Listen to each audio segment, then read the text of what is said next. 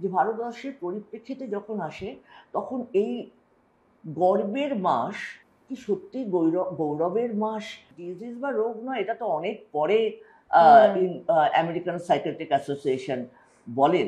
যে মুহূর্তে supreme court বলে দিল 18-তে যে we are no more criminal, আমরা খুব খুশি হয়ে গেলাম। তারপরে কোথাও কিচ্ছু নেই। ভাই বোনকে দিনের পর দিন রেপ করেছে, দিনের পর দিন রেপ করে শুধুমাত্র হেটারোসেক্সুয়াল বানাবার জন্য। আজকে যদি কিছু হয়ে যায় হসপিটালে, বন্ডে কি তুমি সাইন করতে পারবে তোমার পার্টনার? বাবা তো ভীষণ প্যাম্পার করতো আমার। এমন হয়েছে মানে আমি সিগারেট খেয়েছি, আমার বাবা বলেছিল না আমার থেকে নিবি, কারণ তুই ওই চারমিনার খাস, ওটা ফিল্টার থাকে না। খালি ভাবতাম কোনো একদিন আমি কলকাতা যাব, সাপোর্ট গ্রুপ তৈরি করব। আর ছোটবেলায় থেকে শুনে আসতাম আমাকে বৈজ্ঞানিক হতে হবে, তার কারণ আমার দাদু হচ্ছেন বিশ্ববরেণ্য বৈজ্ঞানিক, অ্যানথ্রোপোলজিস্ট। তখন যখন ফিরে দেখা হলো, আমি যে স্বাধীনতাটা এতদিন চেয়ে এসেছি সেইটার মধ্যে ও আছে। তো একটা শাড়ি নিয়ে আমি ব্যারাকপুর স্টেশনে এসে দাঁড়াতাম, দিল্লির টেলিফোন বুথে তাই সেই হচ্ছে মালবিকা আকাঙ্ক্ষার নাম নেওয়া। ফিল্মটা বেরোলো ফায়ার বলে, সেখানে যে দুটি মেয়ের মধ্যে প্রেমের সম্পর্ক দেখানো হলো, সেই দেখানোটাতে কিন্তু লেসবিয়ান শব্দটা মানুষের ভোকাবুলারিতে একটু জায়গা করতে পারলো। ও আমাকে একটা চিঠি লিখে, আমি প্রথম চিঠিটা খুলেছি যখন, তখন আমি ভাবছি শুভাগতা আমায় লিখেছে কেন? অটোবায়োগ্রাফি যেটাকে বলে, আমরা কোনোদিনই লিখতে পারবো না, কারণ আমাদের ভিতরে এত এত মানুষের কথা আছে যা কোনো দিনও আমরা বলতে পারবো না। আর এই চাকরিটা যদি আমার না থাকে, আমার বড় বড় অ্যাক্টিভিজমের ফুটানি বেরিয়ে যাবে। কারণ যে 10টা মানুষ আসতো তার মধ্যে 8টা মানুষের কাছে মাসে একদিনের মিটিংয়ে আসা পয়সা থাকতো না। এই কথাটা আমাদের শুনতে হয়েছিল যে কি তোমরা লেসবিয়ানদের নিয়ে কাজ করো, তোমরা লেসবিয়ান দেখেছো? লেসবিয়ান মানে সেক্স টার্ড। এটা এই মিথটা কিভাবে ভাঙবে?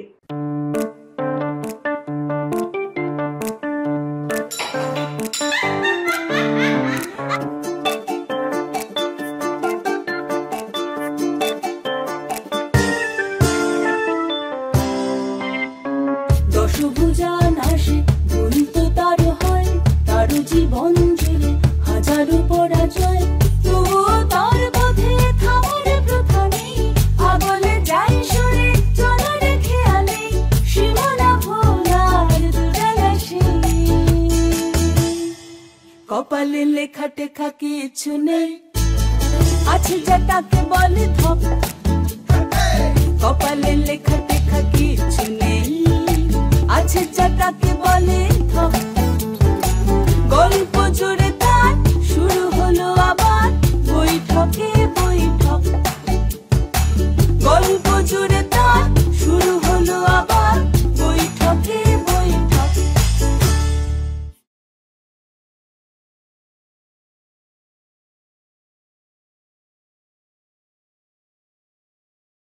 এই এপিসোডটি স্পন্সর্স হলেন অন্নপূর্ণা স্ন্যাক্স। প্রাইড মান্থ চলছে এবং আজকে এতটা ব্যস্ততার মধ্যে মালবিকাদি এবং আকাঙ্ক্ষাদি আমাদের কাছে এসে এই সময়টা দিয়েছে, তাতে সত্যি খুব খুশি। এবং অনেক কিছু অজানা, যেই জিনিসগুলো আমিও জানি না, হয়তো মেবি আমি জানি তোমাদের সঙ্গে আড্ডা দিই বলে কিছুটা, সবটা তো সবসময় জানা যায় না। এবং আমি জানি কনফার্ম যে আমার যারা দর্শক তারাও অনেকটাই জানে না বা প্রায় কিছুই জানে না। তাই আজকে অনেক অজানা তোমাদের থেকে জানার ইচ্ছে নিয়ে, প্রাইড মান্থ নিয়ে এবং প্রাইড মান্থ কি আরও অনেক কিছু নিয়ে আলোচনা করবো। এবং এই যে এসেছো, থ্যাংক ইউ সো মাচ আসার জন্য। থ্যাঙ্কস তোমাকেও যে আমাদের এখানে যে মানে এই পডকাস্ট যেটা নাকি গ্র্যাজুয়ালি তার ভিউয়ারশিপ বাড়ছে এবং আমি নিজেও অত্যন্ত পছন্দ করি, আমি দেখিও নিয়মিত। Thank you so much. তো সেখানে আমরা এসেছি, আমাদের ডেকেছো, আমরাও আপ্লুত। চলো চা খাই, second flash Gopaldhara second flash. আচ্ছা, হ্যাঁ চা ছাড়া চায়ে হবে না। আপত্তি, হ্যাঁ চায়ে আড্ডাটা কোনো হবে না। আপত্তি নেই। হ্যাঁ, থ্যাংক ইউ, রজত নিয়ে এসেছে আমাদের জন্য চা, রেডি করে নিয়ে এসেছে একদম। Thank you. Thank you. তো আমরা প্রাইড মান্থ নিয়ে কথা শুরু করব, কারণ জুনটা তোমার চলছে। রাইট, তোমার হ্যাঁ। আসলে স্বরলিপি একটা কথা যেটা তুমি বললে না যে প্রাইড মান্থ, হ্যাঁ। এবং তাতে এত ব্যস্ততা, বিশ্বাস করো প্রাইড মান্থ নিয়ে আমাদের কোনো ব্যস্ততা নেই। নেই না, মানে প্রাইড মান্থ এই বিষয়টাকেই আমি ঠিক বুঝতে পারি না আর কি। মানে দেখো, প্রাইড মান্থের তো একটা ভীষণ বড় ইতিহাস আছে, খুব গুরুত্বপূর্ণ এবং অনেকটা কি বলবো, একটা কষ্টের ইতিহাস আছে। আমেরিকাতে গ্রিনউইচ বলে একটা ভিলেজ ছিল নিউ ইয়র্কে। সেই ভিলেজে, আমি বলছি এটা 60s কথা, আচ্ছা 1960s কথা। তো সেই সময় ওখানে একটা বার, সেই বারে বেসিক্যালি একদম তো 69। না না, আমি পরে আসছি সেটাতে। 60s ওই বারে কিন্তু প্রচুর মানুষ জড়ো হতেন, ওয়ার্কিং ক্লাস স্পেশালি। তারা আসতেন তাদের খাটাখাটনির পর, তারা ওখানে ড্রিঙ্ক করতেন, গল্প করতেন। LGBTQ মানুষেরা, মূলত গে মানুষেরা এবং ট্রান্স মানুষেরাও প্রচুর আসতেন, এবং লেসবিয়ানরা আসতেন, কিন্তু হয়তো নাম্বার অফ পিপলের সংখ্যা হয়তো কম্পারেটিভলি কম ছিল। কিন্তু বিষয়টা হচ্ছে যে এইটা আস্তে আস্তে দেখা যায় অনেক বেশি মানুষ, মানে আমাদের কমিউনিটির মানুষের সেখানে সমাগম হচ্ছে। এটা অনেক দিন থেকেই এটা লক্ষ্য করছিলেন কিছু মানুষ। তাদের মনে হচ্ছিল তাদের মধ্যে অস্বস্তি বাড়ছিল, এবং পুলিশও যখন তখন, কারণ তখনও তো ভীষণভাবে এটা ক্রিমিনালাইজড অফেন্স, বুঝতেই পারছো। তা না হলে কুইয়ার শব্দটা কোথা থেকে আসলো? এটা নিয়ে পরে কথা কিংভূত, অদ্ভুত, এই শব্দগুলো তো, তাই না? এটার মানে তো তাই ছিল।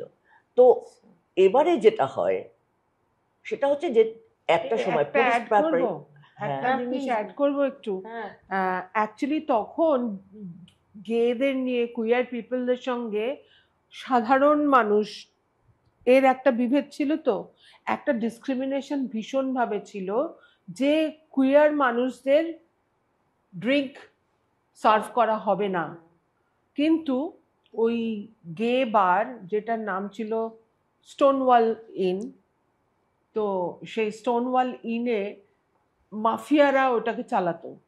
তো মাফিয়ারা অত বদার করতো না, যত যত পয়সা যখন আসছে তো ঠিক আছে ভাই, কে গে কে হেটারোসেক্সুয়াল মাথা ব্যথা ছিল না, কিন্তু পুলিশ নজর রাখছিল, এটাই। না, বিষয়টা হচ্ছে, হ্যাঁ মানে এবারে ধরো ওই যখন পুলিশ মাঝে মাঝে রেড করতো এবং লাঠিপেটা করতো, মানুষ বুঝে এগুলো হতো। এবং একটা সময়ের পর 1969-এর 26 জুন এই দিনকে একটা সাংঘাতিকভাবে, মানে প্রতিরোধ, বলছে ইনাফ ইজ এনাফ, আমাদের কমিউনিটির মানুষরা তারা রুখে দাঁড়ায়, এবং তখন এলোপাথারি গুলি চালায় পুলিশ।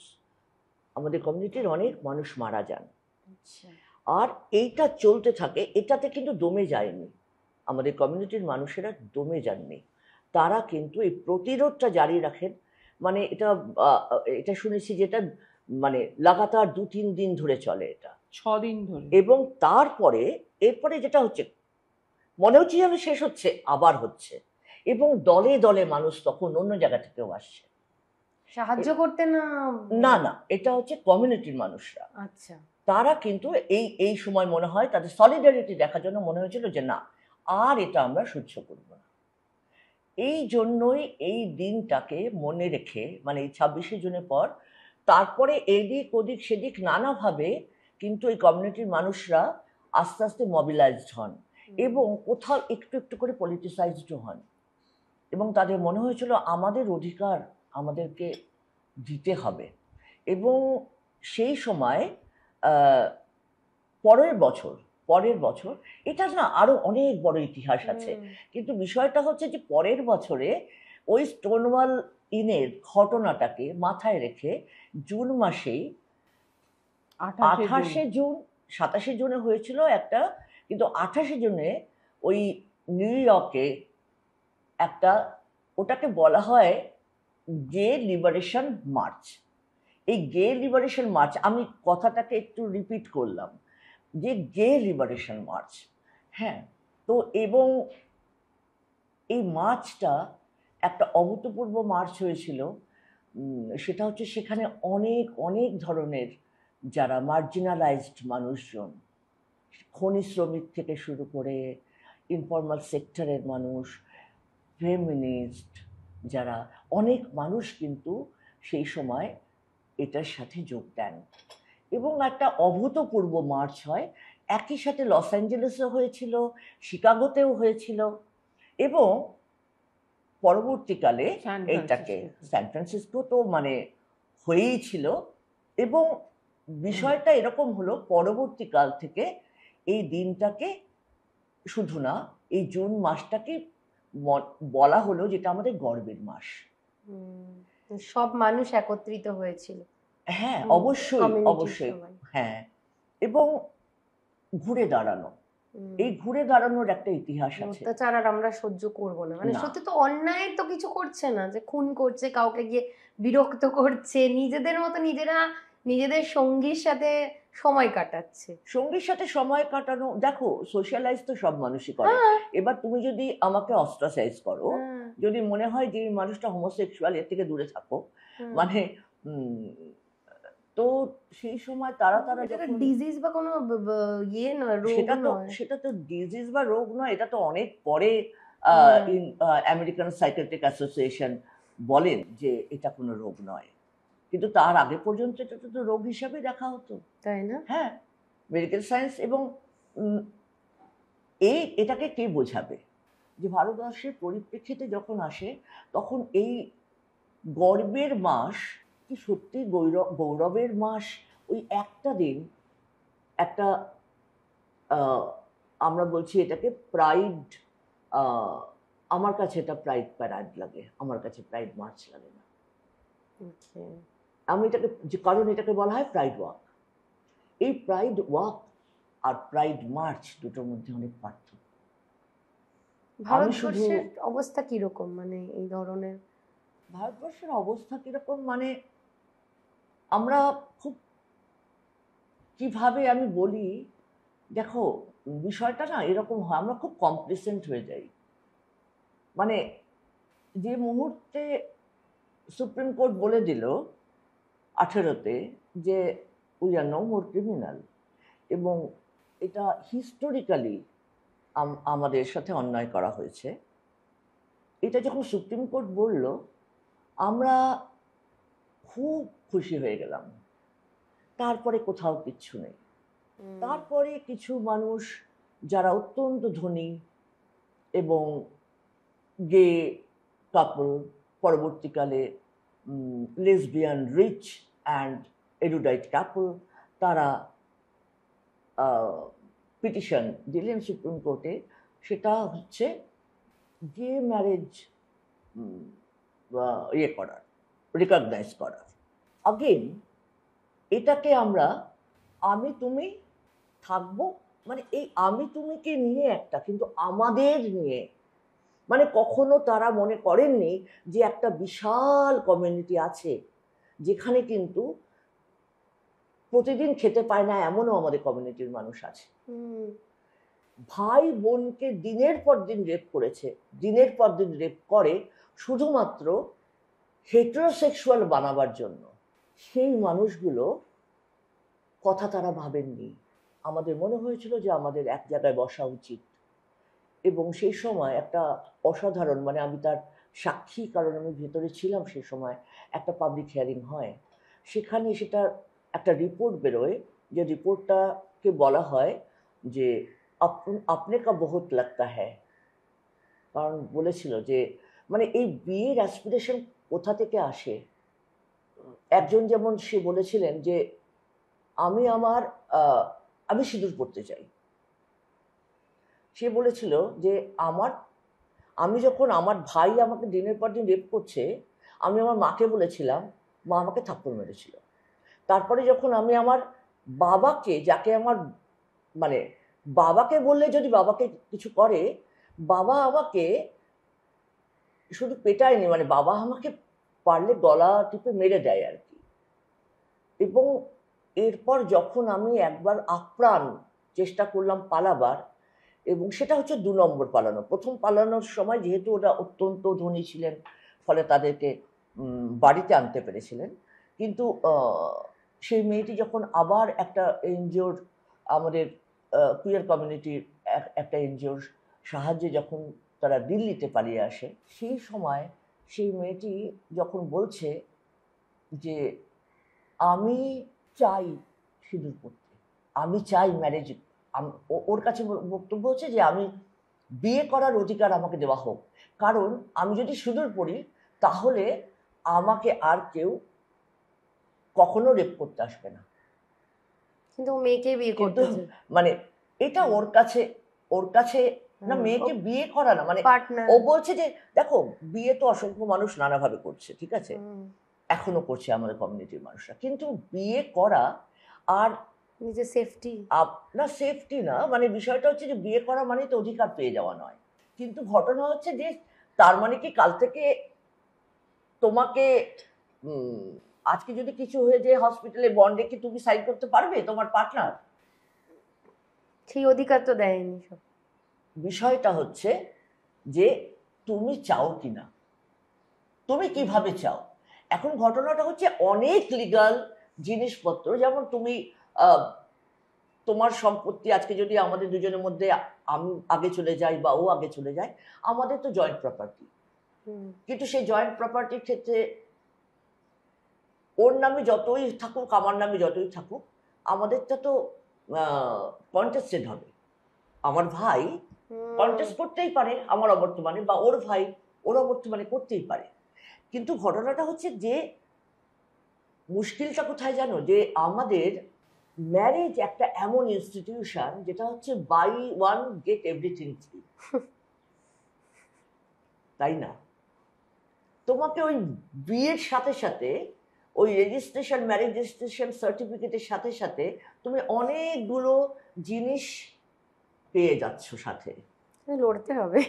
কিন্তু ঘটনাটা হচ্ছে আমাদের মনে হয়েছিল যে এটা খুব চালাক একটা ইনস্টিটিউশন, কিন্তু আমাদের জীবনে আমার তো ফ্যামিলির থেকেও অনেক বেশি আমার চোজেন ফ্যামিলি। এটাই আমি জিজ্ঞেস করছি, মানে তোমার তো অনেক দিন আগে, ধরো এখনো তো লড়ে যাচ্ছ, মানে তুমি তো কোন সাল থেকে ধরো এই লড়াইটা শুরু করেছো যে মালবিকা হয়ে গেছো, সেটাও মানে একটু যদি বলো। আর আকাঙ্ক্ষা, মানে তোমাদের নামগুলো তো পুরো মীনাক্ষী সান্যাল, শুভাগতা ঘোষ, তো এই পরিবর্তনটা কেন? আর মানে অ্যাকচুয়ালি এই গল্পটা একটু বলি। হ্যাঁ প্লিজ বলো, প্লিজ। তুমি চুপ করে আছো, খুব খারাপ লাগছে। আমি একদম বেশি কথা বলতে পারি না, তারপর তো ক্যামেরা থাকলে আমি একটু ভয়টা এটা ভেবো না, তুমি আমার সাথে গল্প করছো। না দেখো, আমাদের মালবিকা আকাঙ্ক্ষা হয়ে ওঠার জার্নিটা কিন্তু অনেক লম্বা, কিন্তু মালবিকা আকাঙ্ক্ষার নাম নেওয়াটা চট করে হয়ে গেছিল, এবং মানে কি বলবো, মানে কোনো পরিকল্পনা না করে। আসলে যখন আমরা দুজনে দুজনকে আবিষ্কার করলাম, তারপরে আমাদের এটা মনে হতে লাগলো যে আমাদের মতো আর কে আছে। এটা কোন সালে তোমরা মোটামুটি নিজেদেরকে? এটা আমি 98 সালের কথা বলছি, 98। না, আমরা গিয়েছিলাম তো তখন 98, 97, 98 এরকম হবে। আলাপ কি করে হলো তোমাদের দুজনে? ক্লাস 5 থেকে এক ক্লাসে পড়ি। ও আচ্ছা, কোন স্কুলে পড়তে? আমরা পড়তাম ব্যারাকপুর ক্যান্টনমেন্ট গার্লস আচ্ছা স্কুলে। তো আমাদের ছোটবেলাটা কাটে ব্যারাকপুরেই, ওরও আমারও। তো স্কুলের ক্লাস 5 থেকে ক্লাসমেট হওয়া সত্ত্বেও তখন কিন্তু আমাদের মধ্যে কোনো সম্পর্ক ছিল না। সম্পর্ক মানে বন্ধুত্ব। অ্যাকচুয়ালি আমি ওরিয়েন্টেশন নিয়ে কিছু ভাবতামই না, আমি এত বুকওয়ার্ম টাইপের ছিলাম যে একটা বই পেলেই মাথা গুঁজে বসে পড়তাম, এরকম একটা ব্যাপার ছিল। আর আমার ঠিক কন্ট্রাস্ট ছিল ও আড্ডা ফাড্ডা মেরে বন্ধু বান্ধবদের নিয়ে হইচই করে কাটাচ্ছে, আমি বই পড়ছি। খুব ইচ্ছা হলো একটা ছবি আঁকলাম, আই ওয়াজ কমপ্লিটলি ইন্ট্রোভার্ট, মানে জাস্ট পড়াশোনা নিয়ে জগৎ। আর একটা ছিল যে বাড়ির কথা শুনে চলতে হবে, আমার বাধ্য মেয়ে। একেবারে আমাদের ফ্যামিলি যেরকম অর্থোডক্সও ছিল, ভয়ঙ্কর অর্থোডক্স ফ্যামিলি, এবং আমার কেমন মনে হতো যে মা বাবার কথা না যদি শুনি, যদি আমাকে বের করে দেয় বাড়ির থেকে, মানে অদ্ভুত ভয় পেতাম, অদ্ভুতভাবে ভয় পেতাম। এবং তার ফলে মানে আমার একটা বদনামও তৈরি হয়ে গেছিল, যেটা আমি পরে ওর কাছ থেকে জানতে পেরেছি, যে আমার নাকি খুব অহংকার, ও তুমি যদি কম ইন্ট্রোভার্ট কথা বলি, হ্যাঁ। কথাই বলে না, ও তো কারোর সঙ্গে কথাই বলে না। কিন্তু অ্যাকচুয়ালি কি জানো তো, আমি কথা বলতে পারতাম না, আমি কথা বলতে জানতামই না, কি করে বন্ধুত্ব তৈরি করতে হয়, কি করে বন্ধুত্বটাকে জারি রাখতে হয়। কিরে কেমন আছিস, ভালো আছি, ব্যাস, আর কথা এগোলো না, এরকম টাইপের আমি ছিলাম। তো তারপরে যখন সম্পর্ক এগোলো তখন আমরা খুঁজতে শুরু করলাম আমাদের মতো আর কারা আছে এগুলো কি করে আমার করে। জানতে ইচ্ছে করে না, তোমরা নিজেদের ওরিয়েন্টেশনটাকে বুঝলে কি করে? মানে ছোটবেলা তুমিই বুঝতে পারতে ছোটবেলা? আমি বুঝেছি, বেশ বুঝে তো ছি, কিন্তু তখন তো কোনো রেফারেন্স ছিল না, কোনো রেফারেন্স পয়েন্ট ছিল না। আমি তো আমার মতো কাউকে পাইনি, বুঝতে পেরেছো? ফলে আমি অসম্ভব কি বলবো ডাকাবুক্কু ছিলাম আর কি। আচ্ছা, তুমি এখনো আছে দেখে বোঝা যায় তোমার কথা। মানে আমি তো রিফিউজি কলোনিতে বড় হয়েছি। আচ্ছা, বাবা খুব কষ্ট করে, মানে ওপার বাংলা থেকে এসে বাজারে সবজি বিক্রি করতেন, আচ্ছা, এবং তারপরে স্কুলে যেতেন। সেই বাবা পরে ইঞ্জিনিয়ার হন, এবং এইভাবে স্ট্রাগল করে, কিন্তু বাবার রুটটা কখনো ভোলেননি। ফলে আমরা রিফিউজি কলোনিতে বহু বছর ছিলাম। আবার আমার মা ছিলেন হচ্ছে অত্যন্ত একটা সফিস্টিকেটেড ফ্যামিলির, খুব আদরের সন্তান আর কি। বিয়েটা তো হয়, কিন্তু দুজনের মধ্যে ব্যাকগ্রাউন্ডের দিক থেকে কিন্তু অনেকটা তফাৎ ছিল, কিন্তু দুজনে দুজনকে অসম্ভব ভালোবাসতো। মানে আমি আমার বাবা মার ঝগড়াই দেখিনি। আচ্ছা, মানে বিশ্বাস করো আর কি। আমি এবং আমার ভাই, খুব ইন্টারেস্টিং হচ্ছে, ওর ভাই আর আমার ভাই একই ক্লাসে পড়তো, একই স্কুলে, আবার আমি আরো একই স্কুলে পড়তাম, একই ক্লাসে। হ্যাঁ, তো আমার ভাই আর আমার ভাই ভীষণভাবে আমার নেওটা ছিল। তো কোনো একটা অশান্তি হলো, মানে আমরা যেহেতু আমি তো ভীষণ মানে বদমাশ ছিলাম আর কি। তো আমার মা যদি কখনো আমাদের শাস্তি দিতেন, তাহলে মা বলতেন যে ওই ওই দরজাটা দেখিয়ে বলতেন, বা ঘরের কোনায় দাঁড়িয়ে থাকো। এবারে তো আমি তো মানে পারলে সারাক্ষণ দৌড়াই, এবারে আমাকে যদি কেউ বলে দাঁড়িয়ে থাকো, এবং যতক্ষণ না আমি বলবো ততক্ষণ দাঁড়িয়ে থাকো, তো সেটা আমার কাছে বিশাল। আর আমার মা কথা বলতেন না তখন, সেটা আমার কাছে আরো বড় ছিল। আর 3 নম্বর ছিল, কাঁদতে পারো কিন্তু ঠোঁট ফাঁকাবে না।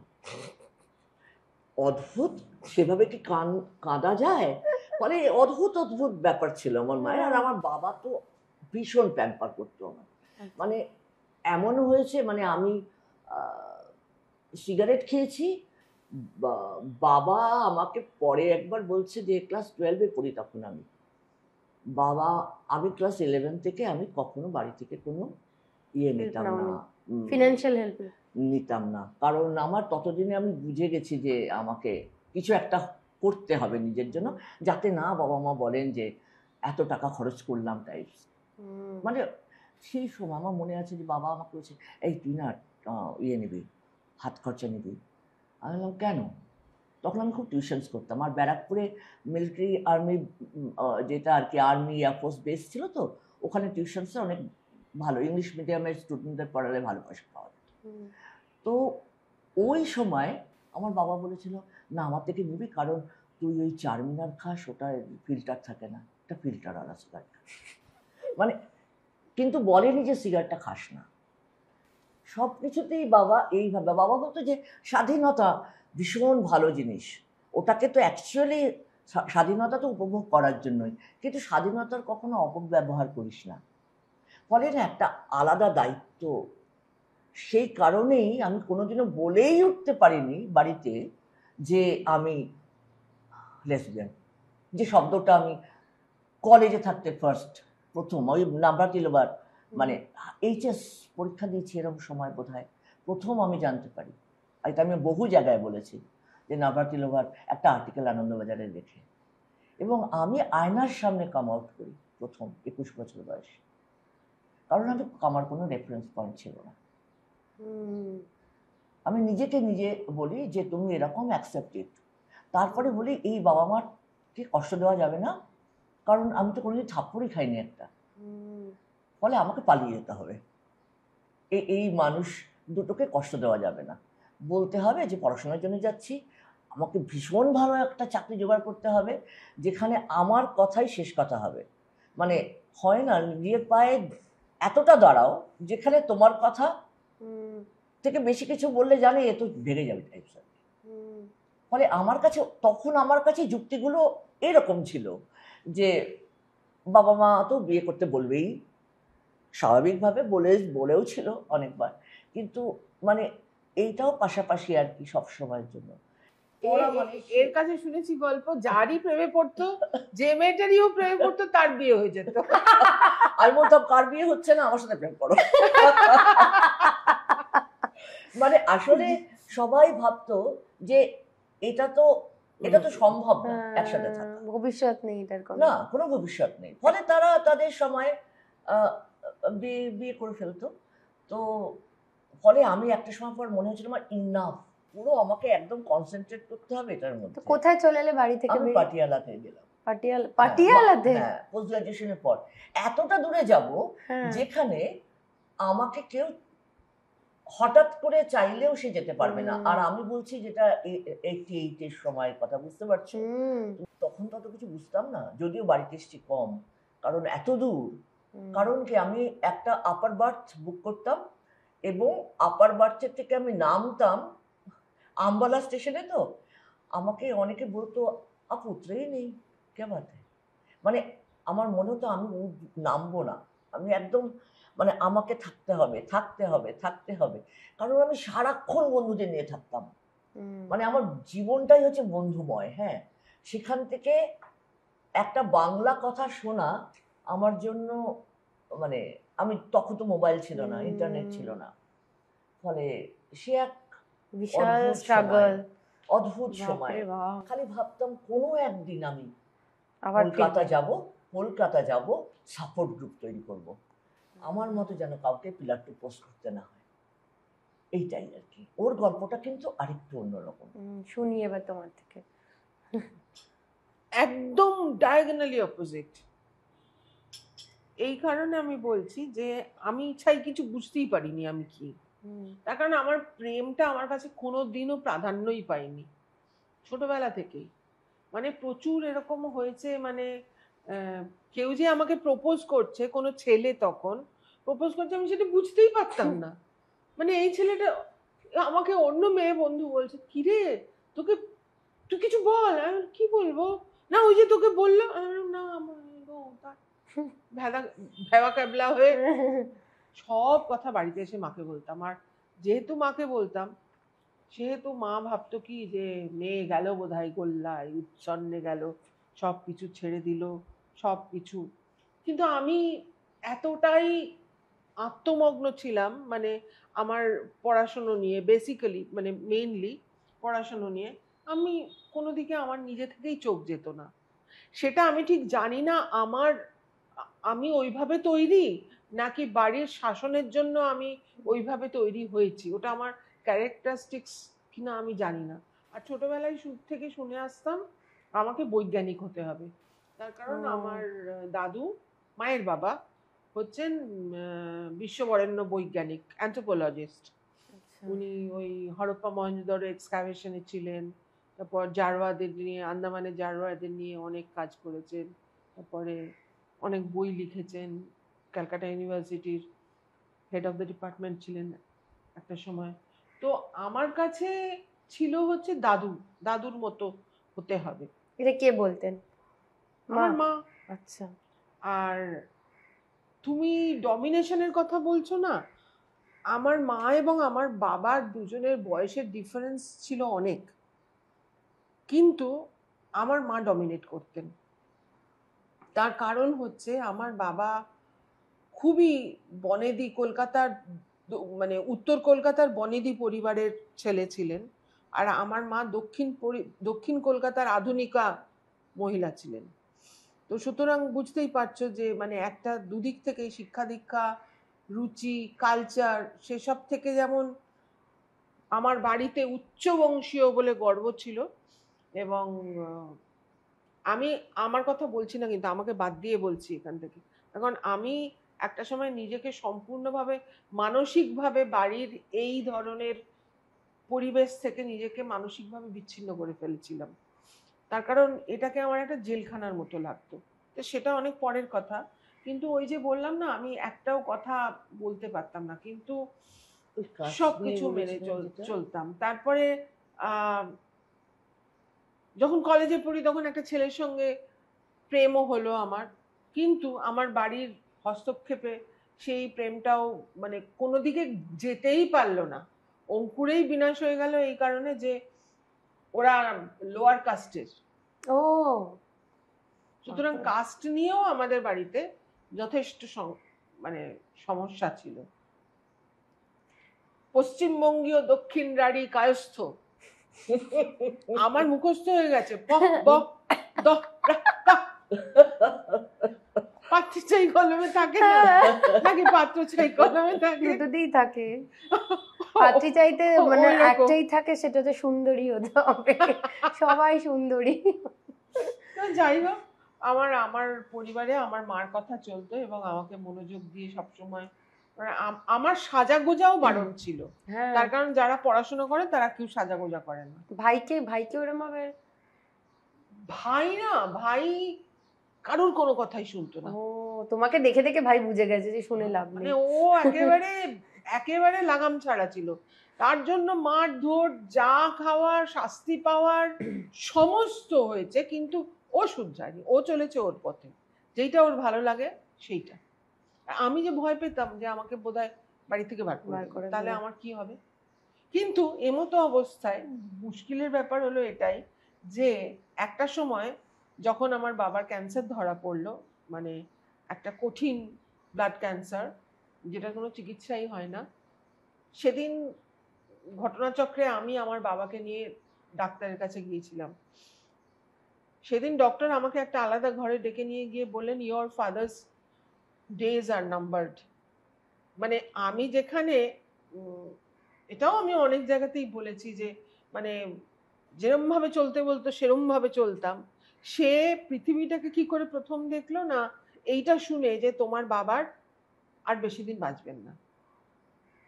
এবং আমার বাবা সত্যি তার 15 দিনের মাথায় মারা গেলেন।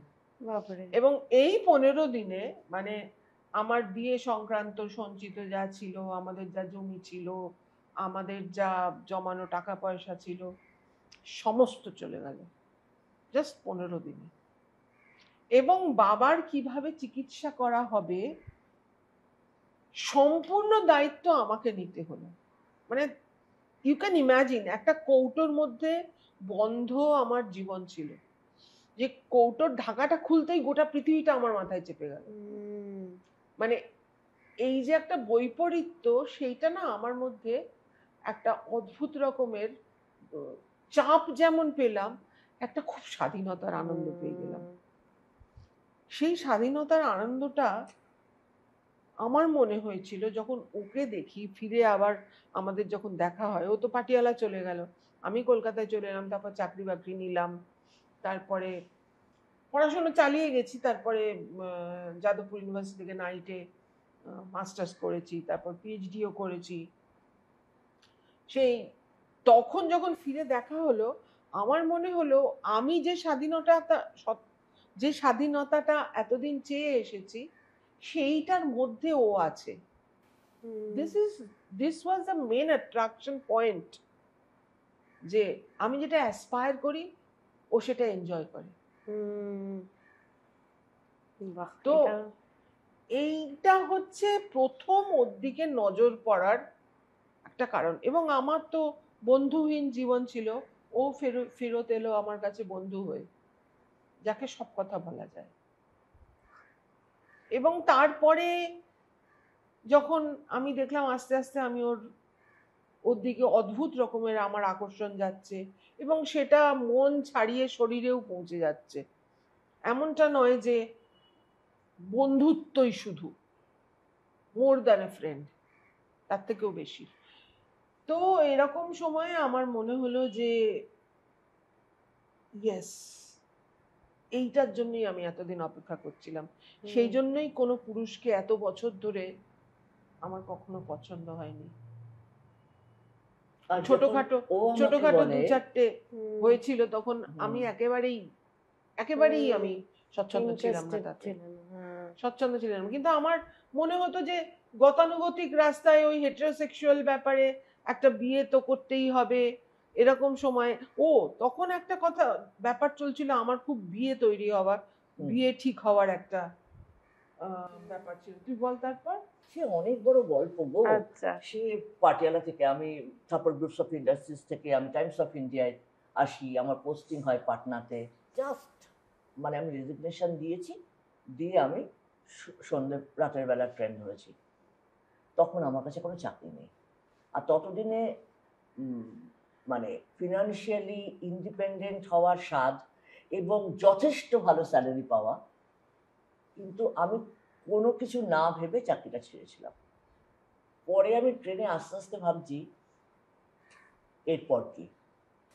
আর আমি কোনোদিনই জমাইনি, যা টাকা পেয়েছি সব টাকা ফুঁকে দিয়েছি। মানে আমি যখন ছুটিতে আসতাম পুরো হই হই করে সব টাকা ফুঁকে দিতাম।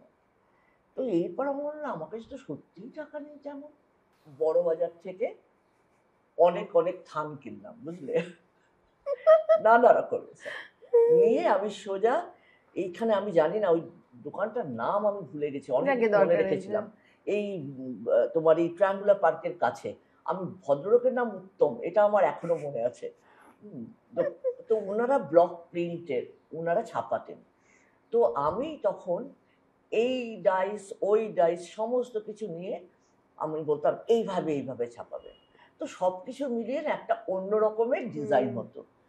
আমি বিভিন্ন জায়গায় গেছি, ধরো বড় বড় দোকানে বলতাম এই উইন্ডোটা আমাকে দিয়ে দিন, আমি শাড়িগুলো রাখছি, আর আমি 1 মাস পরে আসবো বা 7 দিন পরে আসবো, যদি বিক্রি হয় তাহলে আমি টাকা নেব, আর না হলে আমি শাড়িগুলো নিয়ে চলে যাব।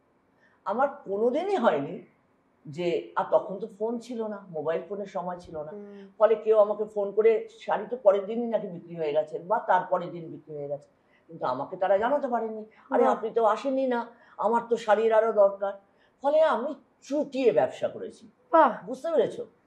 ওই আর যেটা করেছিলাম, আর আমার মধ্যে একটা ওই অ্যাক্টিভিস্ট সেল, আমার মনে হতো যে আমি একটু গ্রামের দিকে যাব শাড়ি নিয়ে। তো একটা শাড়ি নিয়ে আমি ব্যারাকপুর স্টেশনে এসে দাঁড়াতাম, কোন ট্রেন আসছে, লাস্ট ধরো শান্তিপুর লোকাল, তাহলে আমি একটা শান্তিপুরের টিকিট কাটতাম, বা কৃষ্ণনগর লোকাল একটা কৃষ্ণনগরের টিকিট কাটতাম, কেটে আমি দেখতাম কোন স্টেশনটা আজকে নামা যায়, মানে এলোপাতারি ভাবতাম, নেমে যেতাম। শেষ অবধি যেতাম না সবসময়, কখনো কখনো গেছি, কিন্তু আমি নেমে গিয়ে আমি অজানার উদ্দেশ্যে আমি হাঁটতে শুরু করতাম। কখনো কখনো এমনও হয়েছে বাড়ি বাড়ি, কোনো বাড়ি তারা আর্থিকভাবে খুবই দুর্বল, আর আমি যেতাম যে সময়টা, সে সময় বাড়ির ছেলেরা জেনারেলি থাকতো না, খুব কমই থাকতেন। তো ওই তিনি বলতেন, দিদি আমি তো শাড়ি কেনা, আমার কাছে তো টাকা থাকে না, কিন্তু আপনি একটুখানি দুপুরবেলা খান, আমার সাথে একটু খান। কখনো কখনো মুড়ি বাতাসা দিয়েছেন, হ্যাঁ, কিন্তু আমি ওই দাওয়ায় বসে মুড়ি বাতাসা খেতে খেতে ওনার সাথে গল্প করেছি। হয়তো আমি 6টা জায়গায় 6টা বাড়িয়ে যেতে পেরেছি, কারণ এক এক জায়গায় এত বেশি গল্প করেছি। সেই আইডিয়াটা কি করে এলো তোমার কাছে, এই ঘুরে ঘুরে গ্রামে? না না, গ্রামে ঘুরে ঘুরে তো আমি তো আমার ব্যবসা করতে গেছিলাম। ওর আইডিয়ার কথা যদি বলো তাহলে এখানে বলবো দীপা মেহতার যে ফায়ার বলে যে ফিল্মটা ছিল, সেই ফিল্মটার একটা বিশাল বড় রোল আছে। তার কারণ এই ফিল্মটা অ্যাকচুয়ালি দেখো, মেয়েদের যৌনতা নিয়ে আসলে তো কোনো কথা হয় না, অ্যাকচুয়ালি যৌনতা নিয়েই কোনো কথা হয় না, ফিস ফিস ফাস ফাস এরকম খুব বাজে জিনিস, খুব খারাপ জিনিস নিয়ে কথা বলতেই নেই। পিরিয়ডস আর যৌনতা এই দুটো জীবনের এটা নেই, কোথাও নেই আর কি। কিন্তু রিপ্রোডাক্টিভ হেলথ আছে, রিক্রিয়েশনের কিছু নেই, প্রোক্রিয়েশন আছে, প্রোক্রিয়েশন আছে, রিক্রিয়েশন বলতে কিছু নেই।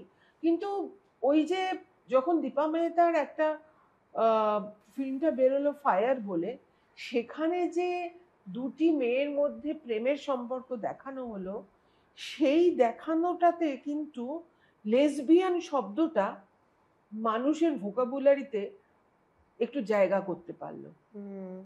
এবং আমাদের মনে হলো যে তখন আমাদের না খোঁজার, আমাদের মতো কে আর আছে, এটা খোঁজার আগ্রহটা মানে অনেক বেড়ে গেল। তার মানে এটা নিয়ে যদি ভারতবর্ষের মতো জায়গায় সিনেমা হতে পারে, তাহলে ভারতবর্ষে নিশ্চয়ই এরকম মানুষ আরো অনেক আছে। পুরোনো গল্পটাতে ফিরে যাই, মালবিকা আকাঙ্ক্ষা কি করে হলো। হ্যাঁ, সেটা আমি তারপরে আমরা এরকম খুঁজতে খুঁজতে একটা হেল্পলাইন নাম্বার পাই, দিল্লির একটা লেসবিয়ান গ্রুপের হেল্পলাইন নাম্বার পাই, সঙ্গিনী বলে, সঙ্গিনী নাম। তো সেখানে আমরা দিল্লি চলে যাই খুঁজতে খুঁজতে। দিল্লি চলে গিয়ে একটা টেলিফোন বুথ থেকে, তখন তো আমরা দুজনেই সরকারি চাকরি করি এবং আইপিসি 377 মানে বহাল তবিয়তে আছে, ক্রিমিনাল অফেন্স হিসাবে।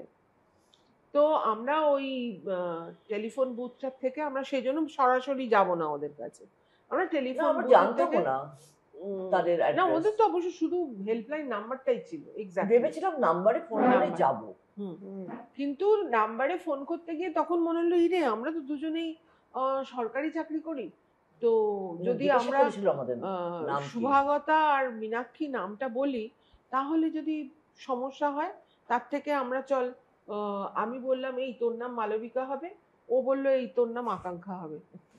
দিল্লির ছদ্মনাম টেলিফোন বুথে দাঁড়িয়ে সেই হচ্ছে মালবিকা আকাঙ্ক্ষার নাম নেওয়া। কিন্তু ওই যে বললাম না, মালবিকা আকাঙ্ক্ষা হয়ে ওঠা, এই যে তুমি বলছো যে মালবিকা আকাঙ্ক্ষা আজকে তোমাদেরকে সময় দিচ্ছে, তোমরা আমাদের কাছ থেকে সময় চাইছো, সেদিনকার মালবিকা আকাঙ্ক্ষা কিন্তু সময়ের কোনো মানে এই সময় দাঁড়িয়ে এই কাজটা করা যায় না এই ভাবনা ভাবেনি। শুধু মনের তাগিদে, শুধুমাত্র আমার মতো আর কে আছে খোঁজার তাগিদে কিন্তু আমরা চ্যাপলিন হলের সামনে দাঁড়িয়ে থাকতাম, চ্যাপলিন হলের সামনে, যেখানে রিলিজ করেছিল ফায়ার কলকাতায়। তো দেখতে আসতো লোক, আমরা দেখেছিলাম একবার, কিন্তু আমরা ওই হলের সামনে দাঁড়িয়ে থাকতাম দুজনে। আমরা সিনেমাটা একবার দেখেছিলাম, তারপর আর সিনেমা দেখিনি, তারপর এমনিই দাঁড়িয়ে থাকতাম। আমরা দুজনে আনফরচুনেটলি পাইনি, কোনো আমাদের মতো মানুষ পাইনি। তো তারপরে ন্যাচারালি আমাদের ইন্টারভিউ দিই একটা আনন্দবাজারে, তো সেটা এই ছাইচাপা ফায়ার বলে, এটা অনেকেই জানে, যেটা বেরোয় সেটা একটা পোস্ট বক্স নাম্বার। আমরা সেই জায়গাটা নেগোশিয়েট করেছিলাম যে 1999 সালের এপ্রিল মাসে এটা বেরোয়, ছাইচাপা ফায়ার। মানে এইখানে একটা বিশাল বড় রিস্ক আমরা নিয়েছিলাম সেদিন দাঁড়িয়ে। এবং তারপরে ওখানে প্রচুর মানুষ চিঠি লেখেন, বক্স নাম্বার দিয়েছিল, পোস্ট বক্স নাম্বার, সেই পোস্ট বক্স নাম্বারে প্রচুর চিঠি আসে। আমাদের 300 থেকে 350 চিঠি আসে, যেগুলো মেয়েদের চিঠি। এবং সেই মেয়েদের চিঠির মধ্যে প্রায় 30-35 জন তারা একটা হয় ফোন নাম্বার দিয়ে বলেছিলেন যে এই নাম্বারে আমি অমুক সময় থেকে অমুক সময় প্রতিদিন থাকবো, আপনারা যদি ফোন করেন।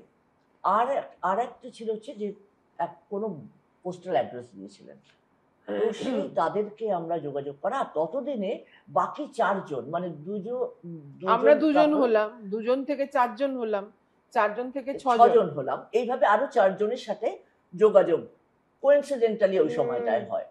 তো হয়ে 6 জন আমরা তখনই আমরা ঠিক করলাম যে আমরা তাহলে 6 জন যদি হতে পারি তাহলে আমরা একটা সাপোর্ট গ্রুপ তৈরি করব।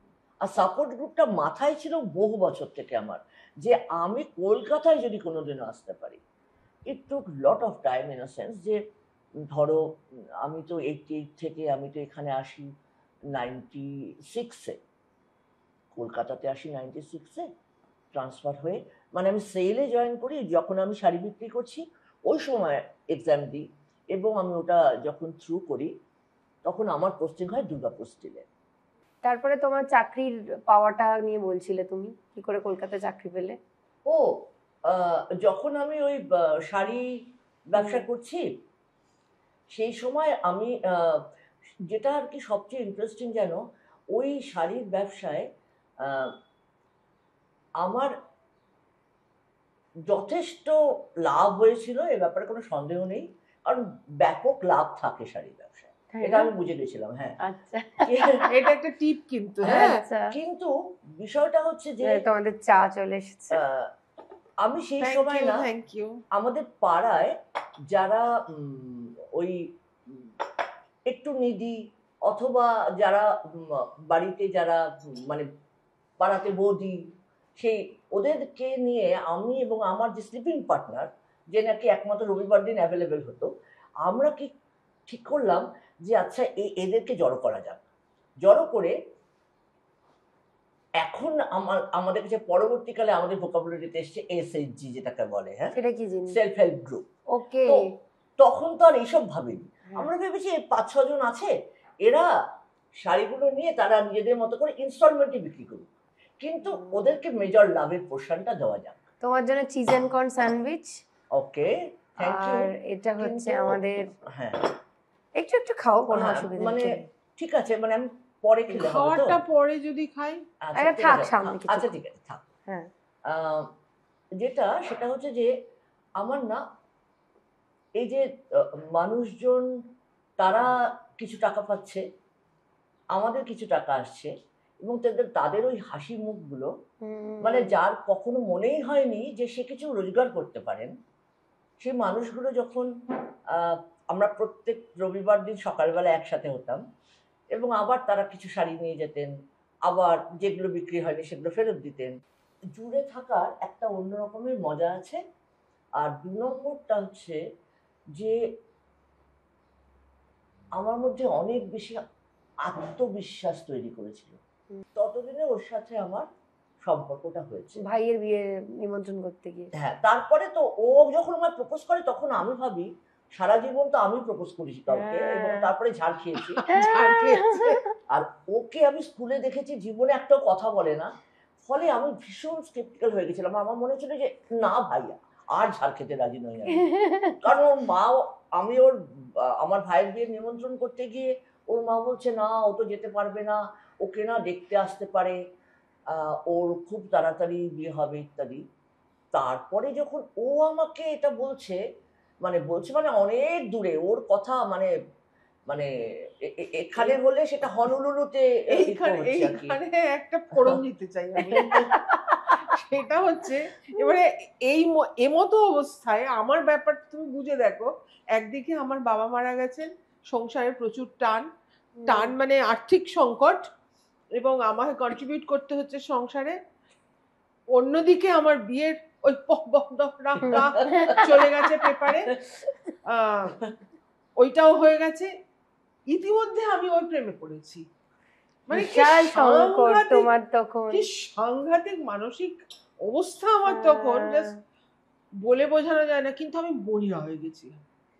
আর আমি তখন ভাবছি না, আমি আর ঝাড় খেতে রাজি নই, আমি দেখবো না। কারণ ও মানে ও ছিল হচ্ছে মানে একজন ব্রিলিয়ান্ট স্কলার, আর আমি লাস্ট বেঞ্চে বসতাম, আমি সবচেয়ে লম্বা ছিলাম বলে, ফলে না গো, এমন ভাবে বলছো পড়াশোনায় খারাপ ছিল, মোটেও না, না। আমি খারাপ ছিলাম এটা আমি বলছি না, কিন্তু আমি ওর মতো ভালো ছিলাম না। তো ফলে যেটা হয়েছিল সেটা হচ্ছে যে আমার সাথে ওর লক্ষ যোজন দূরের সম্পর্ক ছিল। তারপরে হ্যাঁ, ও যখন বাবা মারা যায়, তখন আমি পাটিয়ালাতে, ও আমাকে একটা চিঠি লিখে, আমি প্রথম চিঠিটা খুলেছি যখন, তখন আমি ভাবছি শুভাগতা আমায় লিখেছে কেন। তারপরে পুরো চিঠিটা পড়ে বুঝলাম ওর বাবা মারা গেছে, এবং আমাকে কেন লিখলো, আমি, কারণ ও আমার বন্ধু ছিল না কোনোদিনও, রাইট? কিন্তু ও বলে যে কেউই বন্ধু ছিল না, কেউই ছিল না। আমার ঠিকানাটা জোগাড় করেছে, ওরে আমাকে লিখেছে, এবং সেই চিঠি পেয়ে আমার মনে হলো না, ওর সাথে একবার দেখা করা উচিত। ফলে আমি আসলাম দেখা করতে ওর সাথে। তো এরপরে যেটা হয় সেটা হচ্ছে যে ও খুবই একটা সিরিয়াসনেস দেখিয়ে ফেললো, যেটাতে মানে ওর বিয়ে ঠিক হয়ে গেছিল। ও সেই চিঠিটা কুচি কুচি করে, মানে ওর লেটার বক্স সবসময় ইয়ে করতো আর কি, চেক করে, অফিস থেকে ফেরার সময় চেক করে, তারপরে ওর 3 তলাতে ওদের ফ্ল্যাট তো উঠতো। ফলে ও চিঠিটা নিয়ে সোজা না, চিঠিটা নিয়ে আমি খুলিও নি। হ্যাঁ চিঠিটাতে দুটো ফোঁটা ছিল, একটা হলুদের ফোঁটা আর একটা সিঁদুরের ফোঁটা। ওই দুটো ফোঁটা দেখে আমি বুঝতে পেরেছি ও পক্ষের মিলে গেছে। ও পক্ষের মানে চিঠি এসছে। ডেট ফিক্স করা চিঠি। তো ওইটাতে ডেট ফিক্স করে চিঠি ছিল। আমি তো টোটালি একেবারে কুচি কুচি যত ছোট সম্ভব ছোট করে ছিঁড়ে, আমি পড়িও নি, খুলিও নি, ফ্লাশ করে দিয়েছি বাথরুমে গিয়ে। তারপরে বেরিয়ে সঙ্গে সঙ্গে, তখন তো টেলিফোনও ছিল না, মোবাইলও ছিল না, পাড়ার এসটিডি বুথ থেকে ফোন করেছি, দেখ এই হয়েছে, are you there with me in my life. আমি ডাইরেক্টলি ওকে জিজ্ঞাসা করছিলাম। যারা কম কথা বলে একটাই কথা বলে আর কি, একটা লাইন। সো ওই ওই আমার প্রথম আমার মনে ছিল যে I have to B with her. Durgapur থেকে অল্টারনেটিভ উইকে আমি আসতাম, এসে হাওড়া স্টেশনে আসতাম, এসে সেখান থেকে আবার বাস ধরে আমি শিয়ালদা যেতাম, ও আসতো, এসে 9 নম্বর প্ল্যাটফর্মে বসতাম। কারণ আমার প্ল্যাটফর্ম টিকিট কেটে আর আমার দুটো মান্থলি কোয়ার্টারলি থাকতো, এবং সেই ওইখানে বসে, কারণ 9 নম্বর প্ল্যাটফর্মে তখন ভীষণ কম, শুধু দূরপাল্লার ট্রেনগুলো আসতো, আর তখন এত ট্রেন ছিল না। তো ওই সময় দার্জিলিং মেলটা ছাড়তো যখন আমরা উঠবো করছি আর কি, ওই সময়টায়। তো আমরা দুজনে মিলে 8টা নাগাদ, সন্ধ্যেবেলা, রাত্রি 8টা, ওরকমই সময়, 8টা না 8:30 তারও আগে তখন 7টায় ছাড়তো। 7টা নাগাদ। তো ও আর আমি বলতাম যে কোনো একদিন হবে যেদিনকে আমাদের একটু টাকা হবে, সেদিনকে। ও দার্জিলিংকে কখনো গিয়েছিল না। না না, আমি গিয়েছিলাম। আমরা দার্জিলিং মেলে চড়ে বেড়াতে যাব। আমরা দার্জিলিং কোথায় যাবো মেলে সেটা যাব। ঠিক নেই। আচ্ছা, তো এইটা ছিল আমাদের অ্যাসপিরেশন, বুঝতে পেরেছো? তো কারণ তখন আমরা কোনো শিয়ালদাতে কোনো রেস্টুরেন্টে যেতে পারতাম না, কারণ আমাদের টাকা ছিল না। কারণ আমরা তার মধ্যে যেটা করে ফেলেছিলাম, মানে আমার এই যাতায়াত মানে কল্পনাতীত। তখন আমার মনে হতো যে আমি একটা খুব ছোট্ট ফ্ল্যাট এখানে কিনি, যেখানে আমি একটা রাত থাকবো, পরের দিন ব্যারাকপুরে যাব, তারপরের দিন ভোরবেলা আবার সোমবার ব্ল্যাক ডায়মন্ড ধরে চলে যাবো দুবার। তো এইটার জন্য তখন ও আমাকে বলে যে আমার কাছে তো এই মুহূর্তে অনেক টাকা নেই, কিন্তু ধরে নে যদি আমি বাড়ি ভাড়া দিচ্ছি, ফলে যে লোনটা আমরা নেব সেই লোনটার ইএমআইটা আমি দেবো, কিন্তু আমি তোর সাথে কিনতে চাই। মানে ও এত কম কথা বলতো আর আমি এত বেশি কথা বলি, ফলে আমি না ওর কথাগুলোকে আমি দেখছি একটা একটা করে ও ম্যাটেরিয়ালাইজ করছে প্রত্যেকটা জিনিসকে ও। এবং সে লোন নেওয়াটা, ওটা একটা বিশাল বড়, এটা আমি জানতে চাই যে ওই সময় জয়েন্ট লোন পাওয়া, এবং জয়েন্ট লোন তো দেবে না, আমাদের বলেছিল আপনি কাজিন লিখে দিন, উনি আপনার কাজিন হন, তাহলেই তো আমি লোনটা দিয়ে দিই। আর তখন 17% ছিল হাউস বিল্ডিং লোন এইচডিএফসিতে। তো কাজিন লিখে দিন, আমি বলছিলাম আমার কাজিন না, আমি কেন লিখবো কাজিন?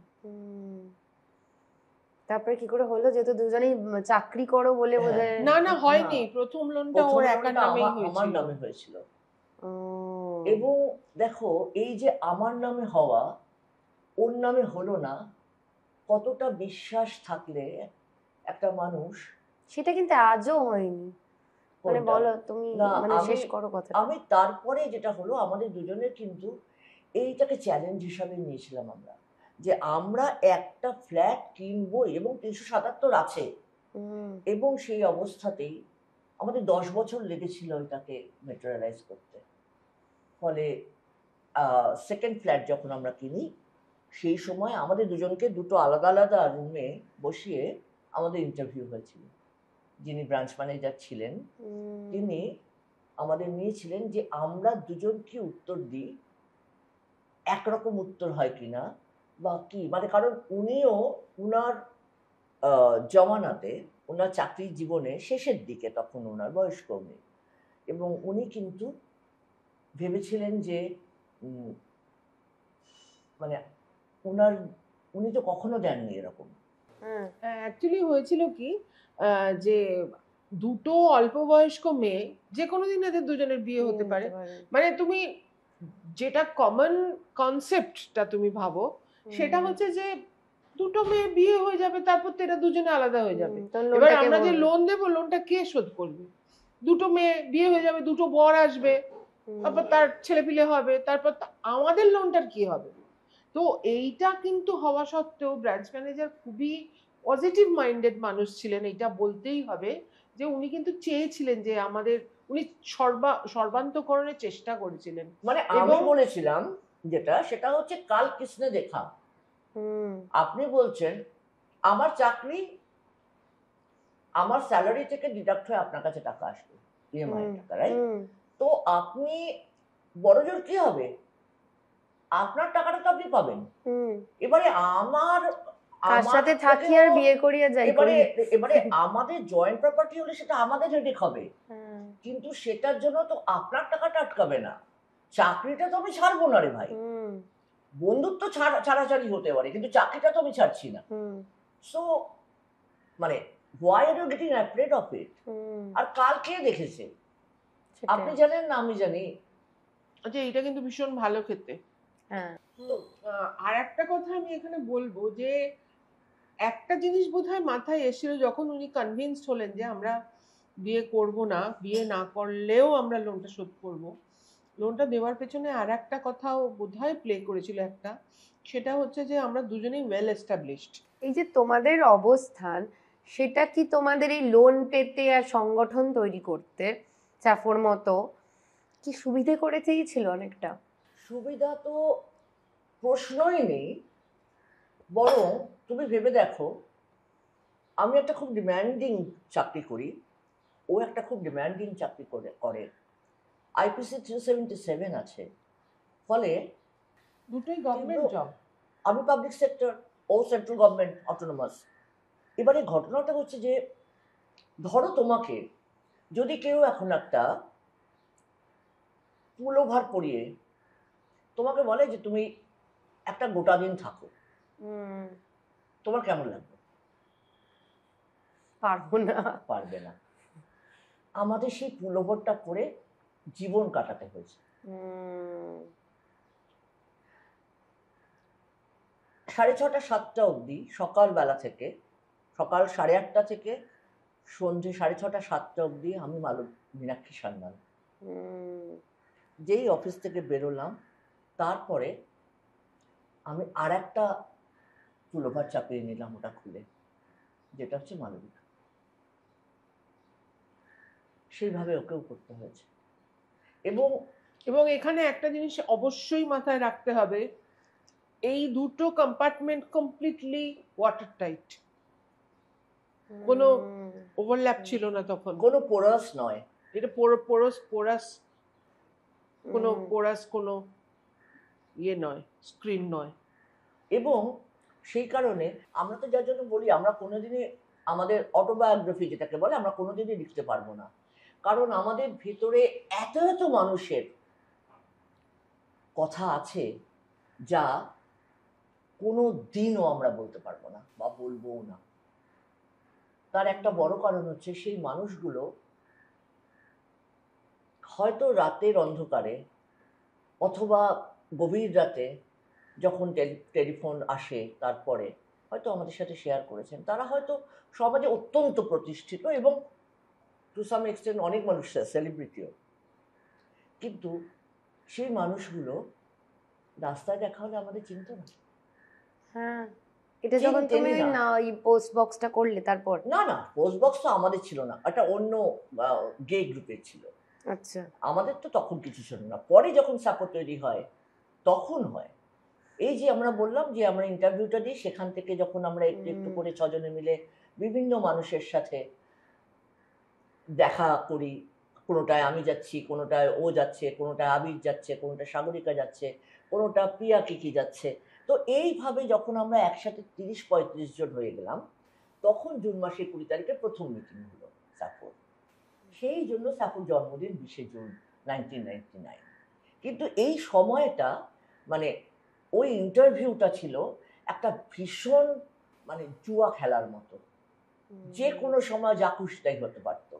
কিন্তু আমাদের মনে হয়েছিল বিড়ালের গলায় তো কাউকে না কাউকে গন্ডিটা বাঁধতেই হবে, যা হয় দেখা যাবে। কিন্তু খালি মনে হয়েছিল যে মানে আমি ব্যক্তি জীবনে আমি আমার জায়গা থেকে বলতে পারি যে আমার মনে হয়েছিল আমার মতো করে পিলার টু পোস্ট এই যে কারোর বাড়িতে একটা গামছা ঝুলছে পাটিয়ালাতে দেখে আমার মনে হচ্ছিল গামছাটা শুধু বাঙালিরা আর উড়িয়ারা ব্যবহার করে। যাই না ওর বাড়িতে চলে দেখি তো কোনো বাঙালি আছেন কিনা। আমি ছোটবেলায় না অনেক বড় হয়ে গেছিলাম, খুব ছোটবেলাতে। আর এই বড় হয়ে যাওয়ার জন্য যেটা হয়েছিল সেটা হচ্ছে আমি যখন ক্লাস 7-এ পড়ি তখন আমি কলেজের স্টুডেন্টরা আমার বন্ধু ছিল। আমি আড্ডা মারতাম রাত 8টার পরে ছেলেদের সাথে। সেই ছেলেরা সবাই কেউ কলেজে পড়ে, কেউ ইউনিভার্সিটিতে পড়ে, কেউ হয়তো তোমার চাকরি করে আসছে, কিন্তু তাদের সাথে আড্ডা মারতাম। মানে আমার বড়দের সাথে আড্ডা মারতে বেশি ভালো লাগতো, কারণ কোথাও একটা মনে হতো যে এরা অনেক ছোট, এদের সাথে কথা বলা যায়। বুঝতে পারছো, মানে এরকম একটা হয়েছিল। আমার এত বড় হয়ে গেছিল, মানে আমার চারিপাশ আমাকে বড় করে দিয়েছিল অনেক। আজকে লতি বানাইছি, তো সেই লতি আমাকে ভাত দিয়ে মেখে খাইয়ে দিচ্ছেন। হ্যাঁ, আমি এইভাবে খাওয়া শিখেছি, মানে যে খাবারগুলো আমাদের বাড়িতে কোনোদিনও হতো না। আমি সেই মানুষগুলো যখন তাদের বাড়িতে কল ছিল না, তারা রাস্তার কল থেকে তারা জল নেবেন, আমার মনে হতো যেন এটা আমার দায়িত্বের মধ্যে, কারণ আমাদের বাড়িতে সব আছে। তাদের যাদের বাড়িতে নেই, আমার বন্ধুর মায়েরা, আমার মনে হতো তাদের কলসি আগে বসবে টিউবওয়েলে।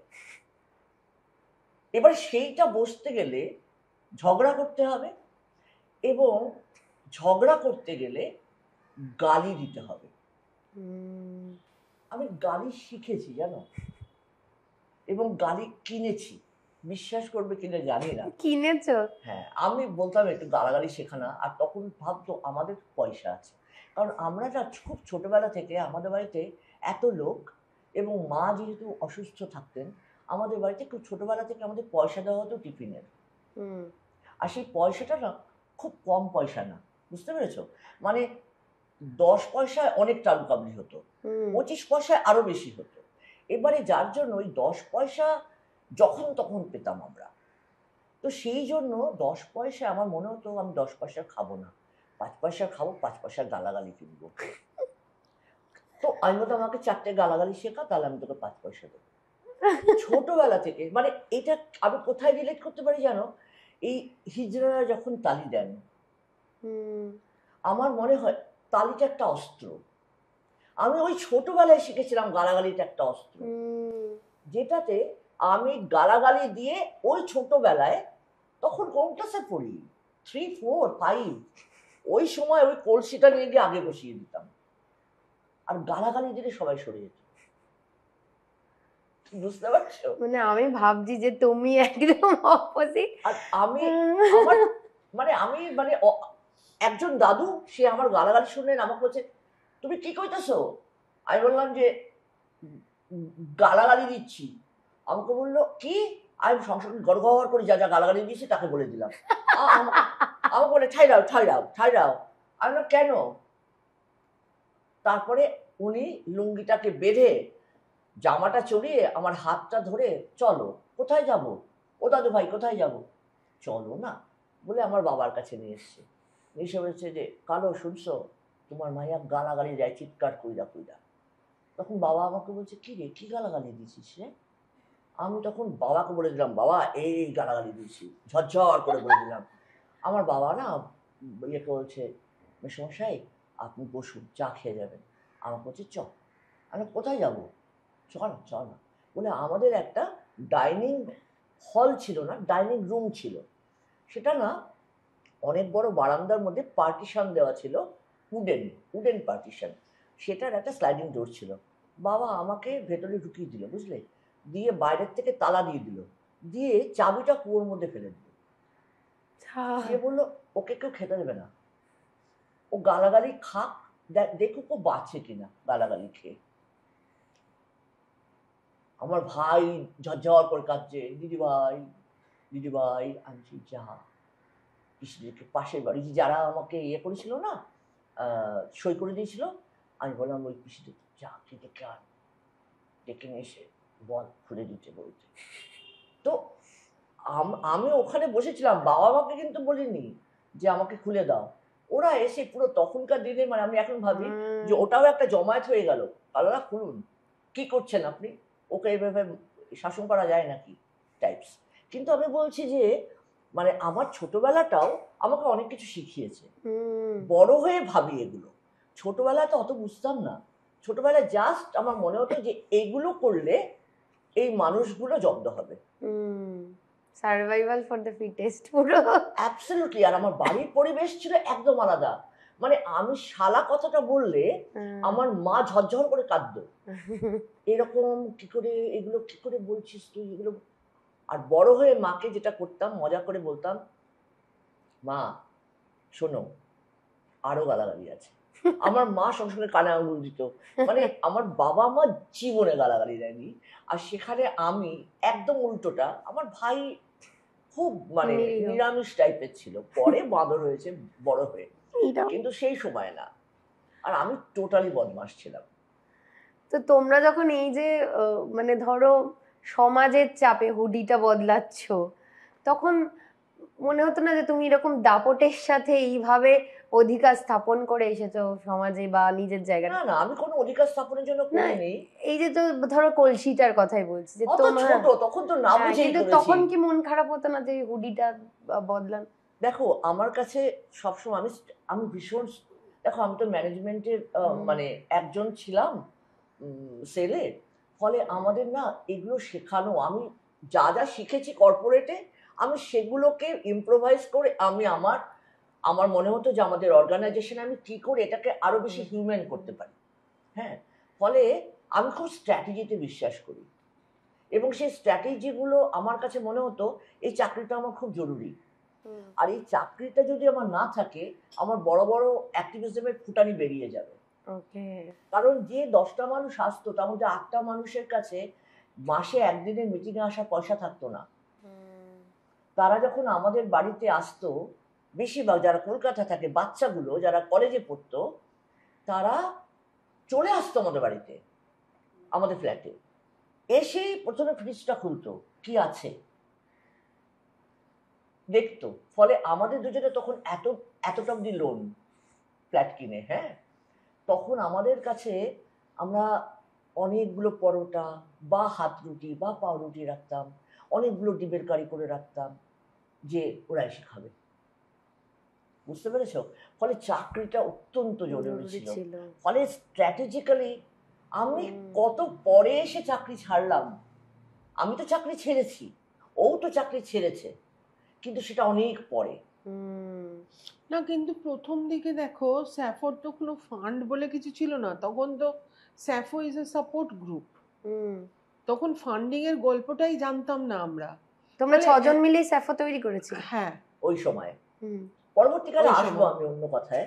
তো সুতরাং কিছু কিছু জায়গায় কিছু, ধরো মাসে একদিন করে একটা রবিবার করে মিটিং হবে, সবাই মিলে দূর থেকে আসছে, 22, 23, 25 এতগুলো মানুষ, তাদের তো কিছু খেতে দিতে হবে। তার কারণ কোনো মানুষ হয়তো কেউ হয়তো আসানসোল থেকে আসছে, কেউ কাঁথি থেকে আসছে, এসছে মানে আসতে যেতে 3-6 ঘন্টা লাগে, আর ওখানে 1 ঘন্টা থেকে বেরিয়ে যাবে, তাদের তো কিছু খেতে লাগে। তো মিটিং এর যে এখন আমরা বুঝি যে মিটিং এক্সপেন্সেস হয়, তখন ওটা আমাদের মনে হতো এটা আমাদের করা কর্তব্য। ওটাকে যে মিটিং এক্সপেন্স বলে, ওই যে মিটিং এতে খাওয়ানো, ওটা তখন মিটিং এক্সপেন্স বলে বুঝিনি। আমাদের মনে হয়েছিল যে ওরা ক্ষুধার্ত, আমাদের বাড়িতে এসেছে। আর আমাদের সত্যি কথা বলতে কি, যে হাতে তখন এত টাকা থাকতো না যে আমরা লোনের পয়সা চুকিয়ে খুব ল্যাভিশ কিছু আয়োজন করতে পারবো। আমার একবার মনে আছে তখনকার একটা ছোট্ট গল্প। তো অনেক দিন ধরে আমরা পয়সা জমাচ্ছি আমাদের দুজনের জন্য, আমরা একটা ইলিশ মাছ খাবো। আমাদের বাড়ি আছে কিন্তু ইলিশ মাছ খাওয়ার পয়সা নেই। তো জমিয়ে 100 টাকা জমেছে একদিনকে। তো আমরা ওই বাজারে গেছি, বাজার থেকে সন্ধ্যা বাজার থেকে ইলিশ মাছওয়ালা বসেছে, না দিদি নিয়ে যান, খুব ভালো ইলিশ, এত বড় একটা ইলিশ, পুরো 100 টাকা দিয়ে কিনে নিয়ে নাচতে নাচতে বাড়িতে এসেছি দুজনে মিলে। এবারে ভাজবো আর খাবো, ভাজবো আর খাবো। প্রথম পিসটা কড়ায় দিয়েই পচা গন্ধ, ইস, দ্বিতীয় পিসটাও কড়াইয়ের মধ্যে তেলে ছাড়তে আরো পচা গন্ধ, করে করে সমস্ত কটা পিসই পচা, পুরো মাছটাই পচা দিয়েছে। আমরা না অবাক হয়ে যাবে, আমাদের রাগের বদলে আমরা দুজনেই দুজনের দিকে তাকিয়ে কাঁদছি। মানে অনেক ছোট ছোট ওই জিনিস 100 যেন টাকা দিয়ে তো আমাদের 1 সপ্তাহর বাজার হয়ে যেত। আমরা কেন 100 টাকা এই পচা ইলিশটার পিছনে খরচা করলাম আমাদের অবিমিশ্রকারিতার জন্য? কি দরকার ছিল আমাদের ইলিশ মাছ খাওয়ার? খুব মানে ইন্টারেস্টিং লাগে এই কারণে। এই যে তুমি বললে না, আমি একটুখানি একটা জিনিস একটু জুড়তে চাইবো, সেটা হচ্ছে যে একটা সামাজিক অবস্থানগত কারণে একটা মানুষ যখন কোনো ধরো আমাদের মতোই যদি কেউ ফ্ল্যাট কেনে, তার পরিবারের সাপোর্ট তো থাকেই, কিন্তু আমরা তো আমার বাবা মার থেকে, ওর বাবা মার থেকে একটা পয়সা নিইনি। আজকে আমরা যে জায়গায় দাঁড়িয়ে আছি সেই জায়গাতে দাঁড়িয়ে থাকতে গিয়ে আমাদের যতটুকু ইনভেস্টমেন্ট আজকে আছে তার পুরোটাই মাথার ঘাম পায়ে ফেলে রোজগার করা। তো আজকে এই সামাজিক অবস্থান আমাদের কি সুবিধা দিল? একেবারে দেয়নি বলবো না, হ্যাঁ অবশ্যই আমি লেখাপড়া শিখতে পেরেছি। আমার বয়সী গ্রামের দিকের একটা মানুষ লেখাপড়া শেখেনি ওই সময় মানে লেখাপড়া করতে পারেনি, কমিউনিটির মানুষের কথা বলছি।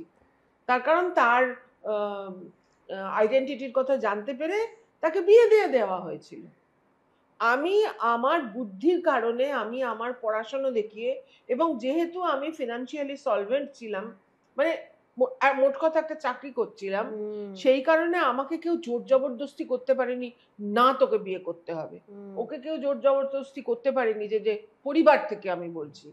এবার খাওয়ানোর লোক তো নেই ওদের, তখন তো বিয়েটাই তো একমাত্র। না আসলে কি বলতো, তো সুতরাং এক জায়গা থেকে আমি বলবো যে সেই সময়ে দাঁড়িয়ে আমরা কিন্তু, আমরা সামাজিক যে অবস্থানে বিলং করি সেই অবস্থানটা আমাদের কোনো ব্যাকিং করেনি, আমাদের ব্যাকিং করেনি। কিন্তু তবুও বলবো স্যাফো প্রতিষ্ঠা করার পিছনে আমাদের চাকরির একটা অবদান আছে, এবং সেই চাকরিটা পেতে গিয়ে যে লেখাপড়াটা শিখেছি আমরা, সেটা আমাদের বাবা মা করার সুযোগ দিয়েছে। এটা তো প্রিভিলেজ। দেখো আমি তো মনে করি আমি আমার মাথার চুল থেকে আমার পায়ের নখ অব্দি আমি প্রিভিলেজ সব রকম ভাবে, এবং এই প্রিভিলেজ টা আমাকে অনেক সুবিধা দিয়েছে, আনডাউটেডলি অনেক সুবিধা দিয়েছে, কিন্তু পাশাপাশি আমাকে অনেক বেশি কি বলতো, ওই সাপ লুডোর মতো, ওই কখনো কখনো সাপের মুখে পড়ে আমাকে আবার হয়তো শুরু করতে হয়েছে, শেষ থেকে আবার শুরু করতে হয়েছে।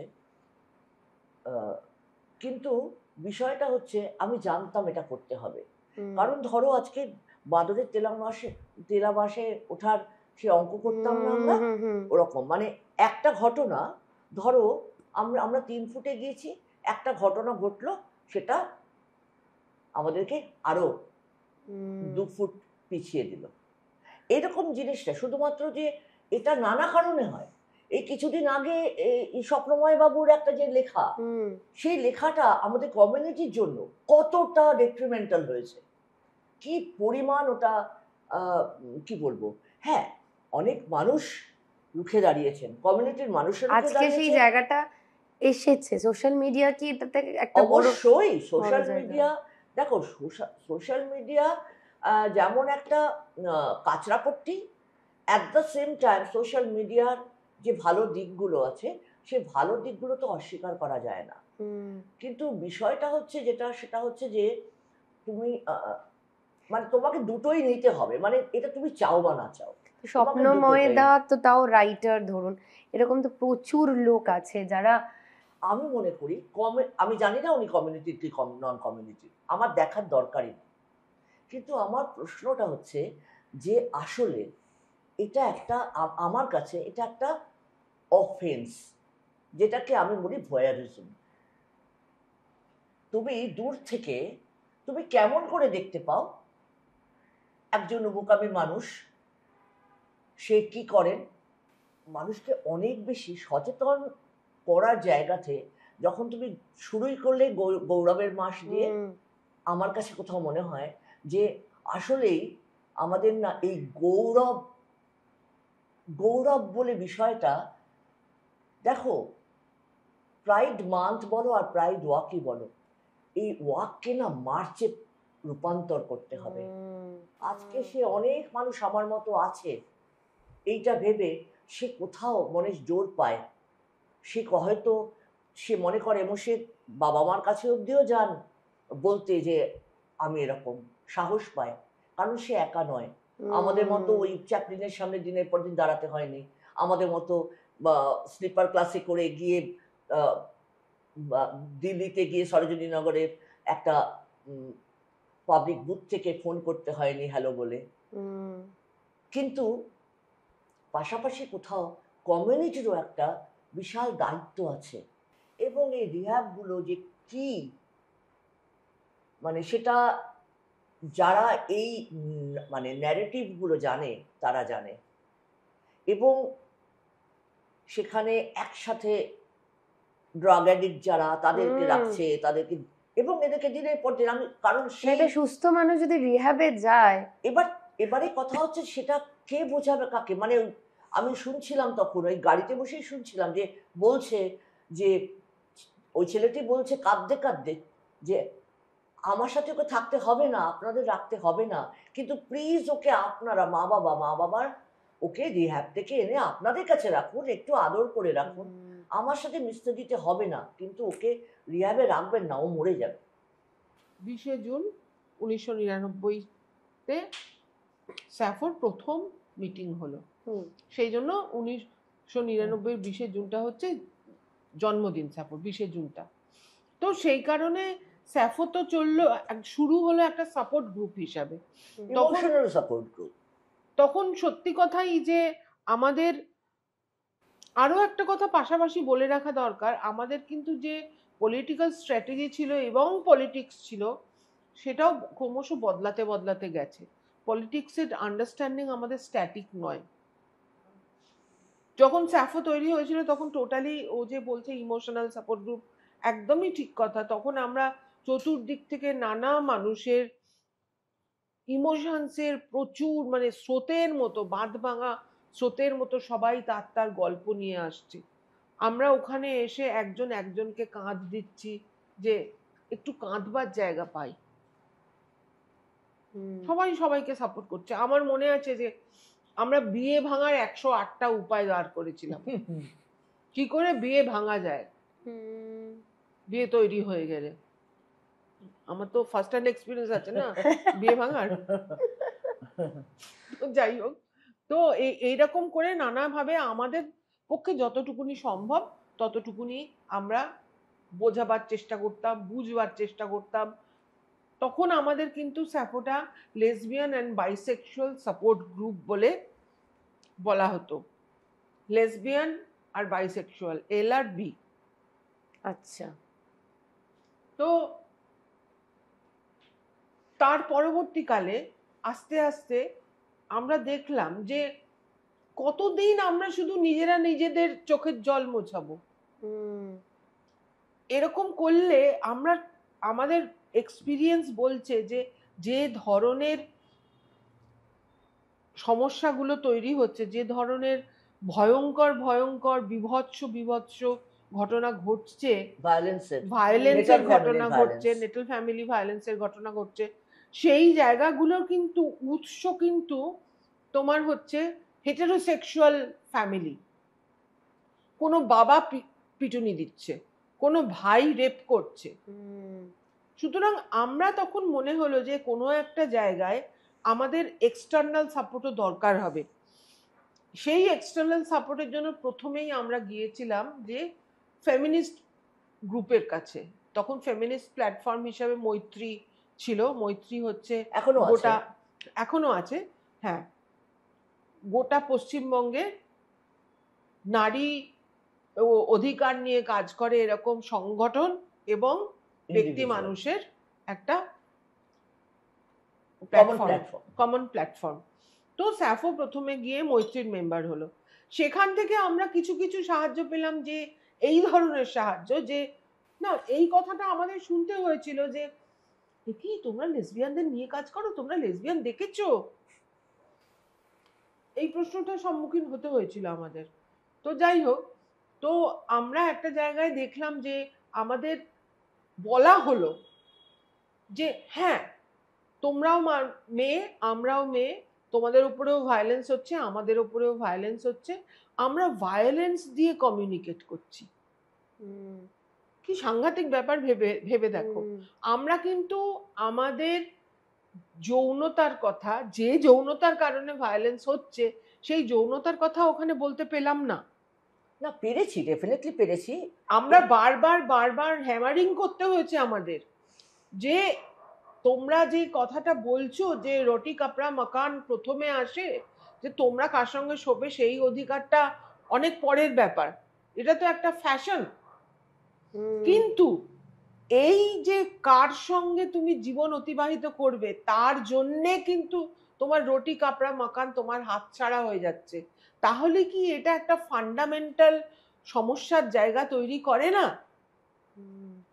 এই কথাটা এটাই হ্যামারিং করে করে সবচেয়ে- বোঝাতে হয়েছে মৈত্রীকে। সবচেয়ে বড় কথা, শুধু এটা শুধু মৈত্রী নয়, মৈত্রীর মধ্যেও কিছু সংবেদনশীল মানুষজন তারা আরো একটু বেশি সময় দিয়েছেন বোঝবার জন্য।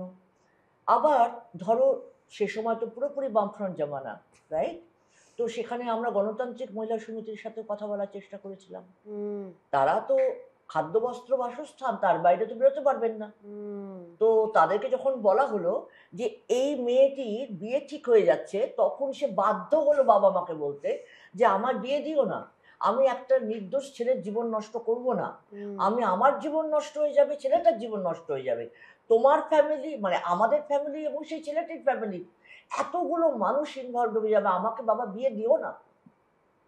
সেই দিনকে এক কাপড়ে তাকে বার করে দেওয়া হয় বাড়ি থেকে, ডিজোন করে দেওয়া হয়। যে মানুষটা একটা আপার মিডল ক্লাস ফ্যামিলি, সেই মেয়েটাকে তাকে রাস্তায় বসিয়ে দেওয়া হয় যে তুমি আর আমাদের সন্তান নও। সেই মেয়েটিকে তখন আমরা, সে অনেক গল্প, সেই তখন আমাদের এই যে মৈত্রী, এই মৈত্রীর মধ্যে যে অর্গানাইজেশন হোম চালাতো, তাদেরকে বললাম আপনারা একে রাখুন। সেখানেও আমার মনে আছে এখনো, আমাকে আর আবিরকে সেখানে যেতে হয়েছিল। যখন গিয়েছিলাম আমরা, তখন সেই মেয়েটিকে রাখতে গিয়ে আমাদেরকে না মুচলেকা দিতে হয়েছিল যে এ কোনো মেয়ের উপরে ঝাঁপাবে না। এই ঝাঁপাবে না কথাটা লিখিনি, মানে লিখতে হয়েছিল যে সেক্সুয়ালি সে কোনোভাবে অ্যাডভান্স করবে না। কল্পনা করে দেখো, কারণ আমরা যেন শুধুমাত্র আমরা সেক্স স্টার্ভড, এই যে মিথ লেসবিয়ান মানে সেক্স স্টার্ভড, এটা এই মিথটা কিভাবে ভাঙবে? কারণ গোটা জিনিসটাই কেউ দেখেছে বা কেউ শুনেছে থ্রু পর্নোগ্রাফি। আর এই পর্নোগ্রাফির কনজাম্পশনটা হয়, কনজিউম করে কারা? পুরুষেরা। এবং পুরুষেরা লেসবিয়ান সেক্স দেখে। ফলত আমার ক্ষেত্রেও এটা হয়েছিল। আমার এক খুব কাছের বন্ধু যখন জানতে পারে যে আমি ওর সাথে একটা ফ্ল্যাট কিনেছি, এবং যখন আমি বলি হ্যাঁ না তুই ওর সাথে করলি, কিভাবে হলো রে? আমি বললাম দেখ ও আমার পার্টনার, ও ও ও আমার, ও বলছে অসম্ভব, তুই তো আমার সাথে কত রাত একসাথে কাটিয়েছিস। আমি বললাম তুই কি যে কোনো ছেলের উপর ছাপাস? আজকের দিনেও যখন বাবা মা নানা রকম কথা বলেন, আমি সবাইকে একটা কথা বলি যে দীর্ঘ সামাজিকীকরণ হয়েছে বিষয়গুলোকে। এই যে সমাজ কি বলবে, এটা চাপ irrespective of sexual orientation, irrespective of gender expressions মা বাবার উপর থাকে। আমি আমার ব্যক্তি জীবন দিয়ে বুঝেছি। আমাকে কোনোদিনই বলতে হয়নি। আমি সবসময় ভেবেছি যে আমার যদি কেউ কখনো জিজ্ঞাসা করে আমার সেক্সুয়ালিটি, আমি বলে দেবো। কিন্তু আমি সেক্সুয়ালিটি তাকে আমি সামনে আনবো না, হুম। ওটা আমার কাছে 1 নম্বর জিনিস নয়। আমি বলছি আমার কমিউনিটির জন্য, এবং হ্যাঁ আমার পলিটিক্স, আমার যদি সেরকম হয় তাহলে পর আমি বলবো yes I am lesbian. So hmm. আমার মাকে যখন আমি বলেছি, তখন আমার মাকে আমি জিজ্ঞাসা করেছিলাম যে মা, তোমার কি মনে হয় আমি পাপ করেছি, এটা পাপ? আমার মা পড়াশোনা জানেন, ক্লাস 9 অবধি পড়েছেন। আমার মা আমাকে বলেছিলেন যে দেখ, পাপের না বোঝা খুব বেশি, পুণ্যের থেকে পাপের বোঝা বেশি। আর যদি পাপই তুই করতিস, এই বোঝা তুই এত বছর ধরে টানতে পারতিস না, তুই ওই বোঝা নামিয়ে দেখতিস। অশিক্ষিত, শিক্ষিত, irrespective of religion, irrespective of religion, irrespective of class, সব জায়গাতে আমি তো বলছি সমস্ত জিনিসে না একাকার। যে মহিলা কালকে আমার সাথে হাঁটছেন, পরের দিন যদি জানতে পারেন তার সন্তান আমাদের কমিউনিটির, তার স্বরূপ বেরিয়ে পড়ে। তো এই স্যাফোটা করাতে কি তোমার মানে মানে তুমি কোনো সাহায্য পেয়েছিলে স্যাফো? শোনো, স্যাফো মানে ফিনান্সিয়াল দিকটা বলছি, এনজিও বা? না না না, আমরা চাইনি কারোর কাছে, ভেরি ফ্র্যাঙ্কলি স্পিকিং, আচ্ছা। কারোর কাছে চাইনি। তখন যারা যারা এসছিল তারা কেউ কিছু করতো না। 2 জন মানুষের মধ্যে ছিলেন আমাদের যারা ফাউন্ডিং মেম্বারের মধ্যে, তারা স্টিঙ্কিংলি রিচ ছিলেন, স্টিঙ্কিংলি রিচ ছিলেন। কিন্তু বিষয়টা হচ্ছে যে রিচ থাকতে পারেন, কিন্তু তারা, হ্যাঁ তারা একটা খুব বড় গাড়ি নিয়ে আসতেন তখন, টাটা সুমো তখন নিজেই চালাতেন। ওরা খুব অত্যন্ত মানে সেদিক থেকে দে আর ভেরি গ্রাউন্ডেড, মানে এমনটা নয় যে কিন্তু হ্যাঁ একটা ক্লাস কনসিয়াসনেস ডেফিনেটলি তাদেরও ছিল। কিন্তু বিষয়টা কি বলতো, আমরা দুজন একটা জিনিস খুব পরিষ্কার করে দিয়েছিলাম সবার কাছে, যে আমরা কোনো রকম হায়ারার্কি করব না, ক্লাসের করব না, কাস্টের করব না, সোশিও ইকোনমিক্যালি করব না, জিও লোকেশন ওয়াইজ করব না, রিলিজিয়ন না, রিলিজিয়ন করব। স্যাফো ফর ইকুয়ালিটিটা কি জিনিস? এবারে আমি বলি, স্যাফো ফর ইকুয়ালিটি মানে এই যে ও যেটা বললো না, যে মানুষগুলোকে শুধুমাত্র কাঁধ দিলেই হয়ে যায় না। আজকে এই মানুষগুলোর মানে প্রতিটা মুহূর্তে বুঝতে পারছিলাম যে আমরা দুজন নড়বড়ে হয়ে যাচ্ছি, আর সবাই খুব অনেক, তাদেরকে দিলে ভালো হয়, তারা তারা সবাই তখন তাদের ক্যারিয়ার তৈরির দিকে যাচ্ছে। ফলে আমাদের দুজনের চাকরিটা ইনাফ হচ্ছিল না, বুঝতে পেরেছো? আর মানে আজকে এর জন্য যেতে হচ্ছে, কালকে ওর জন্য যেতে হচ্ছে, এরকম নানা কিছু। তখন আমরা বুঝতে পারলাম যে আমাদের ফান্ডের দরকার আছে। কিন্তু একটা অর্গানাইজেশন তৈরি করলে তার সে তুমি ট্রাস্টি বানাও কি তুমি সোসাইটি বানাও, তোমার তো অনেক জন লাগবে যারা তাদের নিজের নাম, নিজের রিয়াল অ্যাড্রেস, অরিজিনাল নাম, এগুলো লাগবে। তখন 7 জন সোসাইটির জন্য তো দূরের কথা, 3 জন ট্রাস্টি মেম্বারই খুঁজে পাচ্ছি না। তখন আমাদেরই এক বন্ধু, সে আমাকে বলেছিল, মীনাক্ষী যা করতে হয় আমি করবো। সে কিন্তু হেটারোসেক্সুয়াল কমিউনিটির। Put my name. কি নাম? নাম বলা যাবে? বনানী ঘটক। আচ্ছা। তিনি বলেছিলেন আমি থাকবো, বাকি 2 জন। তখন আবির বলল আমি থাকবো, আর একজন পাওয়া গেল না। তখন তখন আমাকে বলল, আমার তখন মনে হচ্ছিল যে আমি কি করব। আর যে জীবনে এত, ওটা আমার 6 নম্বর চাকরি ছিল, স্টিল অথরিটি। আমি মনে করলাম যে ঠিক আছে লড়ে নেব, দেখে নেব, করিনি। তখন থেকেই আমার ওই স্ট্র্যাটেজিক্যাল মুভ। আমি 3 ঘন্টা ঘুমাতাম, ও 3 ঘন্টা ঘুমাতো, জানো, বিশ্বাস করো এটা। তুমি তাহলে আমি ওই 6টা পর, 6:30টার পর 7টার সময় স্যাফোতে আসছি, এসে 8টা অবধি স্যাফো, 12টা থেকে 8টা ছিল। 8টার সময় আবার বগল দাবা করে খাতা খুতা নিয়ে সব নিয়ে বাড়ি যাচ্ছি, গিয়ে 9টার সময় স্নান ফান করে একটু চা খেয়ে কাজ নিয়ে বসছি, আবার 11টার সময় দুজনে মিলে খাচ্ছি, তারপর 11:30টায় আবার বসে পড়ছি, 3টে-4টে অব্দি কাজ স্টাফ করছি। ফর ইকুয়ালিটি তাহলে তোমাদের একটা ইয়ে হলো আর কি, আমরা অর্গানাইজেশন তৈরি করলাম, ওকে, রেজিস্টার্ড অর্গানাইজেশন রেজিস্টার্ড হলো। অর্গানাইজেশন। রেজিস্টার্ড অর্গানাইজেশন, কারণ আমাদের মনে হয়েছিল যে ফান্ড আমাদের রেজিস্ট্রিটা আনতে তখন হবে। পেয়েছিলে, মানে রেজিস্ট্রেশন? হ্যাঁ, এটা খুব very good question and I thank you for that. সেটা হচ্ছে আমরা এই সিদ্ধান্ত নিয়েছিলাম, আমরা গোটা ভাবে লিখব লেসবিয়ান, বাইসেক্সুয়াল এবং transgender persons. Trans masculine person. তখন তো ট্রান্স ম্যাসকুলিন আমরা তখন জানতাম না, আমাদের ভোকাবুলারিতেই ছিল না। ট্রান্স ম্যাসকুলিন পারসন মানে হচ্ছে ট্রান্সম্যান, Okay. যারা আর কি শরীর যাদের দেগে দেওয়া আইডেন্টিটি, দেগে দেওয়া বলবো কারণ আমরা কে মেয়ে কে ছেলে এটা তো কোনো এক সময় কেউ তো বলেছিল অমুক অমুক থাকলে সে মেয়ে আর অমুক থাকলে ছেলে, ফলে সে যখন সেটা এটাকে দেগে দেওয়াই বলবো, তাই না?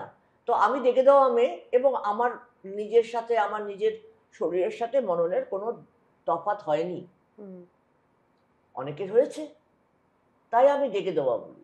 এবং তারপরে সে যদি মনে করে যে না আমি এটা নই, তো নই। এবং সেই জায়গাতে আমরা ট্রান্স মানুষদের এই জায়গাটা আমরা রাখতে শুরু করি যখন থেকে আমরা একটু একটু করে বুঝতে শুরু করি, একটু একটু করে পড়াশোনা শুরু করি।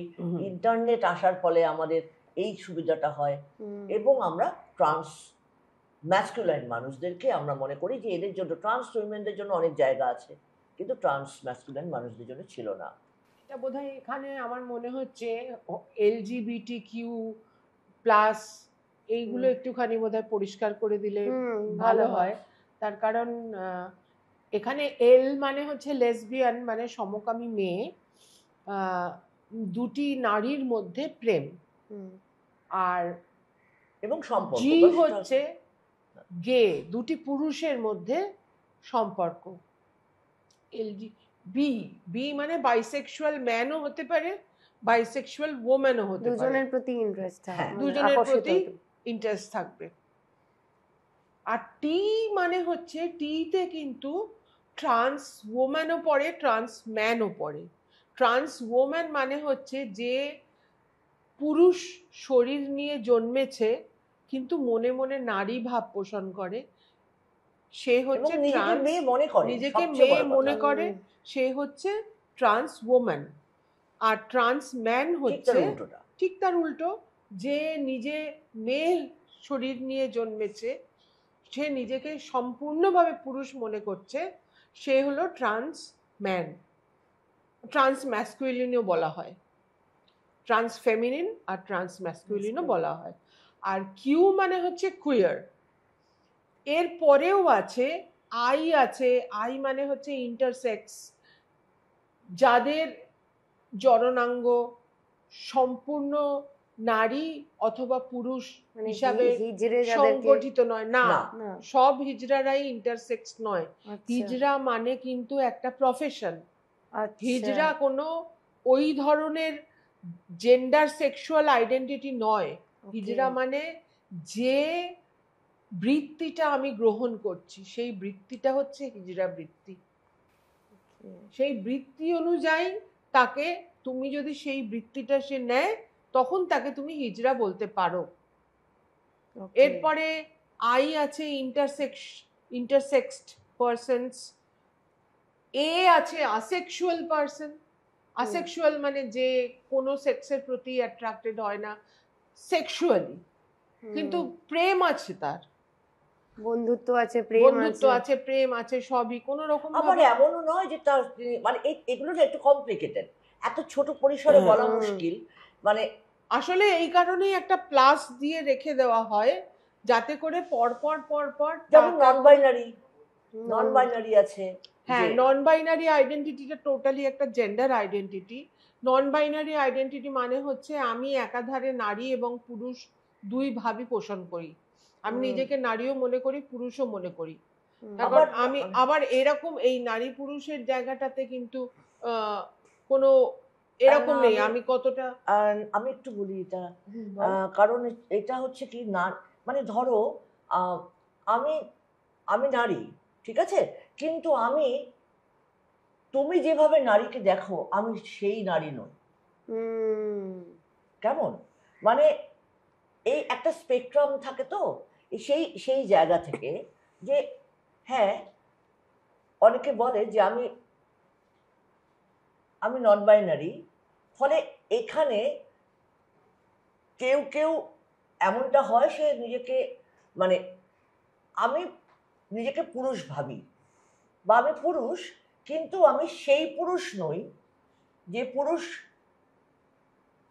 ক্ষোভগুলোকে তৈরি করা হয়েছে। কেমন আমার চলাচল আছে এমনও হয়। নন বাইনারি আছে, তারপর জেন্ডার কুইয়ার আছে, আজেন্ডার আছে, এগুলো সব জেন্ডার আইডেন্টিটি। এগুলো এখন আস্তে আস্তে মানুষ ক্লেম করছে এবং এক একজনের মধ্যে এক একটা জিনিস দেখা যাচ্ছে, তখন সেটা নিয়ে রিসার্চ দেখা যাচ্ছে না আসলে কি বলতো, যখন একাধিক মানুষ, একাধিক বলবো না আমি, অসংখ্য মানুষ আজকের দিনে, আজকে তো মানে কি বলবো গ্লোবাল ভিলেজ বলে না, তো এখন মানুষেরা খুব সহজেই আমার মতো কে আছে খুঁজে পাওয়া সম্ভব হয়। ফলে তখন তাদের মনে হয় যে আমি এই ক্লেমটা করি, আমি আমার পরিচিতিটা আমি ক্লেম করি। দেখো একটা একটা কথা থাম্ব রুল হিসাবে দেখা যায় বা বলা উচিত, সেটা হচ্ছে তুমি যা আইডেন্টিফাই করো নিজেকে, সেটা অন্যকে সম্মান করতে হবে। ধরো তার ধর্মের কারণে সে প্রান্তিক হলেও তার তো সেক্সুয়ালিটিটা অন্যরকম হতে পারে। ধরো কেউ তার খাদ্যাভ্যাসের কারণে প্রান্তিক, ধরো কেউ জিওপলিটিক্যাল জিওলোকেশনাল কারণে প্রান্তিক, কেউ ইংরাজি বলতে পারে না বলে প্রান্তিক। এই ধরনের যে কোনো প্রান্তিকতার কে নিয়ে আমরা আলোচনা করব এবং আমরা অধিকারের কথা বলবো, এবং তাদের সম্পূর্ণ পরিস্থিতি এমন পৃথিবীটাকে তৈরি করার দরকার আছে, পৃথিবীটা যেখানে সকল মানুষকে নিয়ে শান্তিপূর্ণ সহাবস্থান করতে পারে। এই স্যাফো ফর ইকুয়ালিটি নিয়ে তোমরা কিভাবে লোকজনকে এডুকেট করো, মানে যে গ্রামে গঞ্জে? মানে দেখো অসংখ্য অসংখ্য প্রোগ্রাম, সাফো আজকে তো 26 বছর হয়ে গেল সাফো ফর ইকুয়ালিটির মিলিয়ে, তো অসংখ্য প্রোগ্রাম। আগে আরপিসি 377 ছিল, ফলে স্কুলগুলোতে যেতে পারতাম না, কলেজগুলো খুব কম, তো এখন তো গভর্নমেন্ট স্কুলে যাই, মানে আমাদের পরবর্তী জেনারেশন তাদের হাতে আমরা সাপোকে দিয়ে দিয়েছি। সেই সব স্কুলগুলো যেগুলোতে ধরো এমনও আছে যে ওয়ার্কিং ক্লাস মানুষজন তার সন্তানরা পড়ছে, তো সেই স্কুলই হোক বা আরেকটু ধরো যেখানে মিডল ক্লাস, কারণ বাংলা মিডিয়ামে এই ধরনের স্কুলগুলোতে আজকে আজকে আপার মিডল ক্লাস বা আপার ক্লাস মানুষজন সবাই কোনো না কোনো ইংলিশ মিডিয়ামে পড়ে, মানে বেশিরভাগ, সবাই অবশ্যই নয়। এবারে ধরো সেখানে যখন আমি কথা বলছি, আমি আমার কথা বলছি, আমি সেখানে আমি ধরো এইভাবে ধরো ঢুকি যে সেক্স আর সেক্সুয়ালিটি মোটামুটি তুমি 100 জনের মধ্যে তুমি দেখবে, আজকের দিনেও তুমি দেখবে 70-75 জন বোলায়। বাচ্চাটা জন্মানোর পর যখন এই মিষ্টির প্যাকেটের সাইজটা ডিটারমাইন্ড হয় সেটা ছেলে না মেয়ে, এবং তার জন্য ডিভোর্স পর্যন্ত হয় যে আমাকে তুমি একটা ছেলে দিতে পারলে না, এইটা ওদেরকে বোঝাই যখন, তো আমরা বলি যে এক্স ক্রোমোজোম কার আর XY ক্রোমোজোম কার। ধরো এবারে যখন বললো XY একটা পুরুষের, ছেলেদের, আর মেয়েদের XX, তাহলে পর একটা ধর ছেলে যখন হবে তখন তার কি ক্রোমোজোম হতে হবে, বললো XY, তাহলে এই যে X এর সাথে ওয়াইটা তাহলে কার থেকে আসবে? মেয়েদের কাছে তো দুটো X আছে, তাহলে ওয়াইটা কার থেকে আসবে? বললো পুরুষের থেকে। আলাম তাহলে পর তোর যখন বিয়ে হবে তখন তোকে যখন তোর বর ফিসফিস করে বলবে আমার জন্য একটা ছেলে দাও, তখন তুই বলবি যে ওয়াইটা পাঠা, তাহলেই দেব। তো এইটা না ওদের মনে থেকে যায়। বা ধরো যখন আমরা বলি যে প্রেম করিস, শোন আজকের দিনে ছেলেদের অ্যাসপিরেশন হচ্ছে বাইক, একটা বাইক সে যেভাবেই হোক কিনবে, সে 60টা খেলে জিতেই হোক আর ভালো চাকরি করেই হোক, অথবা একটা বাইক পণ নিয়ে হোক বা পণ নিয়ে হোক। Yes, thank you. তো এই যে তাদেরকে এইটা তখন আমি ধরো এইটা বলার চেষ্টা করি যে শোন, বয়ফ্রেন্ড যদি হয়ে থাকে বা যদি আগামী দিনে হয়, পেছনে বসে যেমন ছেলেটার থাকে অ্যাসপিরেশন আমি আমার বান্ধবীকে নিয়ে হুশ করে চলবো, আর তেমনি মেয়েটারও থাকে চুলটা খুলে উড়িয়ে যাব। তো ছেলেটা যখন তোকে বলবে আগামী দিনে, তাকে বলবি তোর বাইক কিসে চলে? যদি পেট্রোলে চলে তাহলে আমি তোর পিছনে বসবো, আর যদি টেস্টোস্টেরনে চলে তাহলে বসবো না। এই কথাগুলো না ওদের কাছে ভীষণ মজার লাগে। যে তুই দেখবি যে সাইলেন্সার করে যে আওয়াজটা করে এটা কি তোর মনে হয় যে একটা ছেলে এমনি এমনি করে? তার টেস্টোস্টেরন তাকে করায়। তো এইগুলো যে এইটার আবার একটা একটুখানি ডিসক্লেমার দিয়ে রাখি, এই টেস্টোস্টেরন কিন্তু অ্যাকচুয়ালি সত্যি এটা বলে কেউ কিন্তু পার পেতে পারবে না যে আমি কি করব, আমার টেস্টোস্টেরন করাচ্ছে আমাকে দিয়ে। এই ডিসক্লেমারটা এখানে খুব জরুরি, এটা ভীষণ জরুরি কথা, এইটা থাকা দরকার। কারণ মেয়েদেরও টেস্টোস্টেরন কিন্তু বেরোয়, যেমন ছেলেদের বেরোয় মেয়েদেরও বেরোয়, তেমনি প্রোজেস্টেরনও কিন্তু মেয়েদেরও বেরোয় ছেলেদেরও বেরোয়। কোনটা ডমিনেন্ট কোনটা সবটাই তো সায়েন্টিফিক্যাল। এবারে মজাটা হচ্ছে যে এই যে মানে মর্দ কো দর্দ নেই হতা, এই চাপেই তো ছেলেরা অর্ধেক মরে থাকে, রাইট? তো এই পাশাপাশি এগুলোকেও দেখানো, এবং জেন্ডার বলতে গেলে আমি এই জায়গাটায় বেশি যাই। হিজড়া আর সব ট্রান্সজেন্ডারই হিজড়া নয়। ফলত তুমি যদি আজকে স্কুলে সেই বাচ্চাটার জিপটা টেনে যদি তুই ছেলে নামে দেখবো এটা না বলতে, তাহলে সে স্কুলটা আসা বন্ধ করতো না। তাহলে তাকে হয়তো আজকে ট্রাফিক সিগন্যালে দাঁড়িয়ে হাততালি দিয়ে টাকা চাইতে হতো না। তুমিই তাকে করনি, তুমি এনাফ পুরুষ না, তুই পুরুষই না, যা যা বাইরে যা, তোকে এই বাড়িতে রাখলে আমাদের ভাইরা বলে বোনেরা বলে তুই থাকলে আমাদের লজ্জা করে। এই যে জায়গাগুলো, এই জায়গাগুলোতে কোথাও আগামী দিনে যদি তুমি কখনো দেখো, তুমি কি তাহলে একইভাবে দেখবে?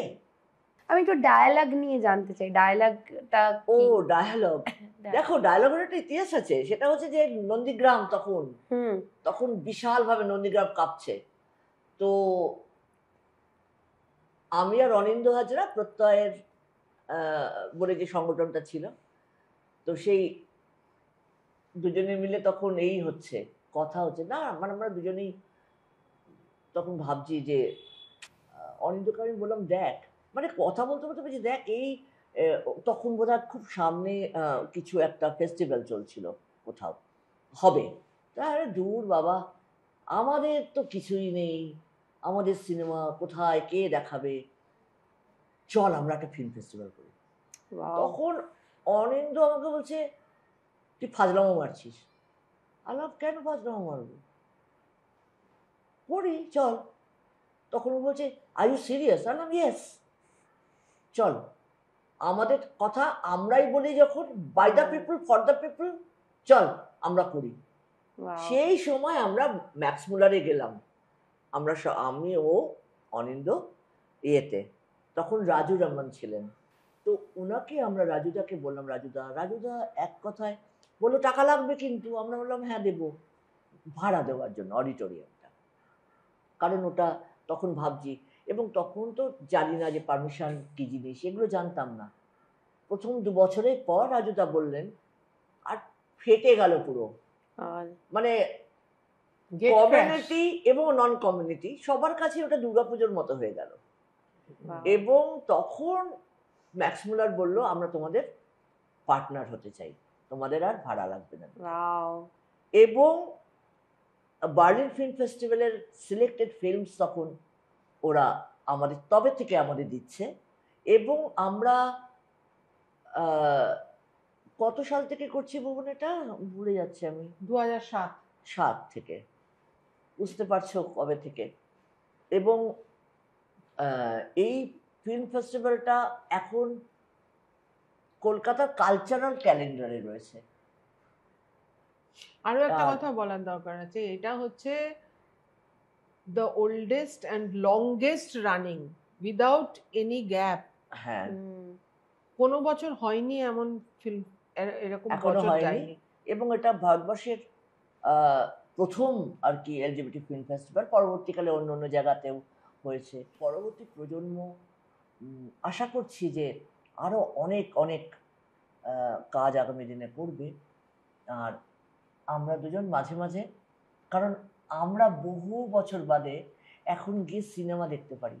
স্যাফোর জন্ম ডেফিনেটলি 6 জন মানুষ দিয়েছিল, কিন্তু স্যাফোকে যাপন করা, আগলানো, স্যাফো ফর ইকুয়ালিটিকে নার্চার করা, সেই জায়গায় আমাদের দুজনের পাশে যাদের পেয়েছিলাম সেটা হচ্ছে সুমিতা বিথি। এখন ও সুমিতা বিথি নিজেকে আইডেন্টিফাই করে এই নামে।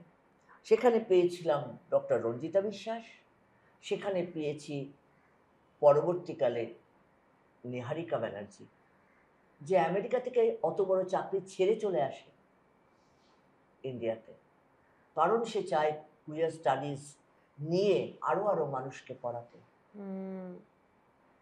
তো এবং স্যাফোর একনিষ্ঠ একজন কর্মী। তো আর আমরা দুজন, তাই আমরা নিজেদেরকে আমরা ইনফেমাস 5 বলি। আমরা ইনফেমাস 5, এবং আমরা খুব গর্বিত ইনফেমাস 5। আমরা বেড়াতে যাই, আমরা কাজ করি, আর আমাদের দুজনের মনে হয়েছিল যে আমাদের এবার একটু ছুটির দরকার। এখন মোটামুটি স্যাফো ফর ইকুয়ালিটিতে কতজন মেম্বার্স আছে, মানে যারা রান করে? আমরা না নম্বরে কোনোদিনই বিশ্বাস করিনি, কারণ আমরা স্যাফো ফর ইকুয়ালিটিতে কোনোদিন জিজ্ঞাসা করি না যে তোমার ওরিয়েন্টেশন কি। সে নিজে থেকে বললে ফাইন। তো স্যাফো আছে সেখানে, কিন্তু আমাদের কমিউনিটির মানুষরাই খালি স্যাফোর মেম্বার হতে পারে। কিন্তু স্যাফো ফর ইকুয়ালিটি যারা এই অ্যাক্টিভিজমে বিশ্বাস করে, তারা যে কেউ irrespective of their gender and sexual orientation, তারা আমাদের মেম্বার হতে পারে। তো এরকম অসংখ্য মানুষ আছে। আর পরবর্তী প্রজন্ম যারা, তারা স্যাফোকে এখন রান করাচ্ছে এবং তারা খুব ভালো করছে। মাঝে মাঝে আমরা নিশ্চয়ই থাকি, কিন্তু আমরা দুজনে মিলে এখন রিটায়ারমেন্ট। আমরা ঠিক রিটায়ার কথাটা আমি জানি না, রিটায়ার কথাটা কিভাবে। রূপপুরে কি এখন? ও হ্যাঁ, ওখানে আমরা একটা ছোট্ট একটা বাড়ি বানিয়েছি, যেখানে ওর অনেক বছরের স্বপ্ন ছিল যে ও গাছপালা সেখানে সেই জিনিসগুলো চেষ্টা করি অর্গানিক ফার্মিং করবার। চেষ্টা মানে খুব। বাড়িটার নাম কি জানো? রূপকথা। হ্যাঁ, রূপপুরের রূপকথা। বাহ। তো সেখানে আমরা চাই, সেখানে আমরা অখণ্ড, মানে ওখানে শুধু পাতা পড়ার শব্দ হয়, আর পাখির আওয়াজ, আর হচ্ছে মানে ঝিঝি ডাকে সন্ধ্যেবেলায়, আর হচ্ছে সেটা হচ্ছে অনেক বেশি জোরে হাওয়া দিলে গাছে গাছে ঘষা লেগে একটা অদ্ভুত শব্দ হয়। এর বিয়ন্ডে কোনো শব্দ নেই। ফলে এই জীবন তো কোনোদিনও পাইনি। 21 বছর বয়স থেকে শুধু রেসের ঘোড়ার মতো শুধু দৌড়েছি। চলো আমরা এবার ঝটপট একটুখানি আগুনে ঝাঁপ দেবো, একটা র্যাপিড ফায়ার রাউন্ড। প্রিয় পছন্দের ঘোরার জায়গা? গ্রিস। গেছো?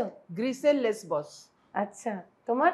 হ্যাঁ, গেছি তো। মানে আমরা বহু জায়গা দেখার সুযোগ হয়েছে, বা অনেক জায়গা দেখিনি, কিন্তু আজ অব্দি ইনফেমাস 5-এর একসাথে গ্রিস ঘোরা এবং লেসবসে মাথা ঠেকানো। ও বাপরে বাপ। লেসবস তো স্যাফোর, যেখান থেকে লেসবিয়ান শব্দটা এসছে। স্যাফোর জন্মস্থান, লেসবস দ্বীপ গ্রিসের, এবং স্যাফো যিনি কবি ছিলেন। যিনি কবি ছিলেন। আচ্ছা, বাহ। পছন্দের সিগারেটের ব্র্যান্ড? SA lights. একই? হ্যাঁ। বোঝো। আচ্ছা, তোমার দুজনকেই এটা জিজ্ঞেস করছি, চিজকর্ন স্যান্ডউইচ না ভেজ টর্টিয়া র্যাপ আমাদের বৈঠকে? তোমাদের, আমি বরাবরই আমি এখানে তোমাদের বৈঠকে, বিশেষ করে ওই যোধপুর পার্কে যতবার গেছি, আমি এই চিজ কর্ন যেটা, সেই স্যান্ডউইচ খাওয়ার বাইরে আমি বেরোতেই পারি না, এটা সুমিতাও বলে। তোমাদের জমিতে লাগানো সবচেয়ে প্রিয় গাছ? তুমি বলো। আমি সবচেয়ে প্রিয় কি, এখন তো সবই বাচ্চা গাছ, এখন তো বড় হয়নি কোনো গাছই, সেভাবে বলতে পারবো না। তবে ফাগুন বউ গাছটা তো এইসব জায়গায় দেখতে পাই না, খুব ইন্টারেস্টিং গাছ ওটা, ফাগুন মাসে যেটা হয়। সে গাছের একটা ক্যারেক্টার আছে, সেটা আমার খুব ভালো লেগেছে যখন দেখতে পেয়েছি আর কি এবারে ফাগুন মাসে। আচ্ছা, হ্যাঁ, চমৎকার। কিন্তু আরো অনেকগুলো গাছ লাগানো হয়েছে। পিটুনিয়া যেভাবে মানে অল্প আমাদের জায়গায় যেভাবে হয়েছিল, সে চমৎকার। ফলে আমার আসলে কি বলতো, খুব এইভাবে আমি দেখি না, আমি দেখি গাছটা কোথায় আছে আর সে কেমন ভাবে আছে, সেটার উপরে বদলে বদলে যায় আমার আসলে। আমার একটা প্রিয় গাছ আছে, আমি তো সব গাছের নামকরণ করেছি এবং প্রত্যেকবার ওখান থেকে ফেরত আসার সময় আমি সবার গায়ে হাত বুলিয়ে আসি। আর একটা শিমুল গাছ আছে, তার গায়ে অনেক কাঁটা বলে বলি আমি ওকে যে দেখো তোমার গায়ে আমি হাত দিচ্ছি না মানে এই নয় যে তোমাকে আমি কম ভালোবাসি, আমি তোমাকেও ভালোবাসি।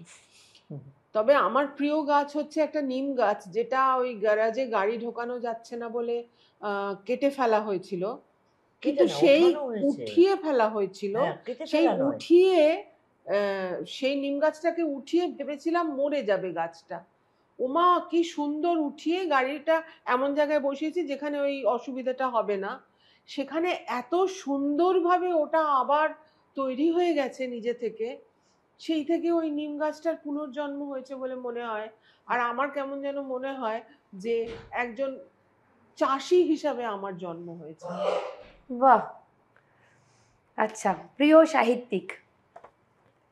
আমার প্রিয় সাহিত্যিক অনেক আছে, ঠিক প্রিয় বলে বলতে পারবো না ওরকম করে। অবশ্যই অবশ্যই সুনীল গঙ্গোপাধ্যায়, অবশ্যই শরৎচন্দ্র। অ্যাকচুয়ালি এই সাহিত্যের প্রিয়তাটা না আমার বয়সক্রমের সঙ্গে নির্ভর করে। আমার নবনীতা দেবসেনকে ভালো লাগে, আমার গ্যাব্রিয়েল গার্সিয়া মার্কেসকে ভালো লাগে, আমার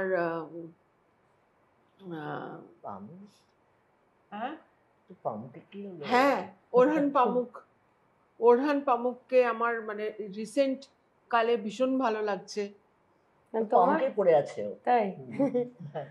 আমার আমার ওই সেটাই হয়। দেখো আমি বলছি, আমি না পড়ার সুযোগ আমার শেষ হয়ে গেছিল মোটামুটি ভাবেই ধরো 28-29 বছর বয়সে। তার আগে গোগ্রাসে মানে পড়তাম, তখন আশাপূর্ণা দেবী খুব ভালো লাগতো। আর পরবর্তীকালে হ্যাঁ, আমার মার্কেসকে আমার ভীষণ ভীষণ ভালো লাগে। আর আমি গল্পের বই, উপন্যাস, এগুলো পড়া আমার টেস্টটাই বদলে গেছে। আমি এত আর্টিকেল পড়ি, ফলে না মানে আমি খুব নিরস একজন মানুষ হয়ে গেছি। কারণ যখন কেউ ফোন করে জানতে চায় নিজেকে আপডেট রাখার জন্য, আমাকে বড্ড বেশি পড়াশোনা করতে হয়, সেগুলো সবই আর্টিকেল। ফলে আমার তেমনভাবে পড়াশোনা, ওই জন্য আমি চাইছি যে রূপকথাতে যদি একটু বেশি সময় কাটাতে পারি। অনেক বই নিয়ে গেছি যেগুলো বই মেলায় কেনা কিন্তু পড়া হয়নি আমাদের, সেই বইগুলো নিয়ে গেছি, ওগুলো পড়বো বলে। দারুণ দারুণ। চলো, তোমাদের জন্য কিছু উপহার আছে। তোমাদের জন্য আছে প্রতিক্ষণের তরফ থেকে 30% ডিসকাউন্ট ভাউচার। Thank you. লাস্ত্রাদার তরফ থেকে আছে 30% ডিসকাউন্ট ভাউচার। ফ্যান্টাস্টিক। দেজের তরফ থেকে আছে 30% ডিসকাউন্ট ভাউচার। বাহ বাহ বাহ। হাটারি গ্রিলসের তরফ থেকে আছে 750-র একটা ভাউচার, আর আমার তরফ থেকে আছে একটা 1000 টাকার ভাউচার। আর জুটিফুলি বলে একটি সুন্দর এদের জিনিস আমার এখানেও রাখা আছে, তো তার জন্য তোমাদের নতুন বাড়ির জন্য রূপকথার জন্য একটা কোস্টার।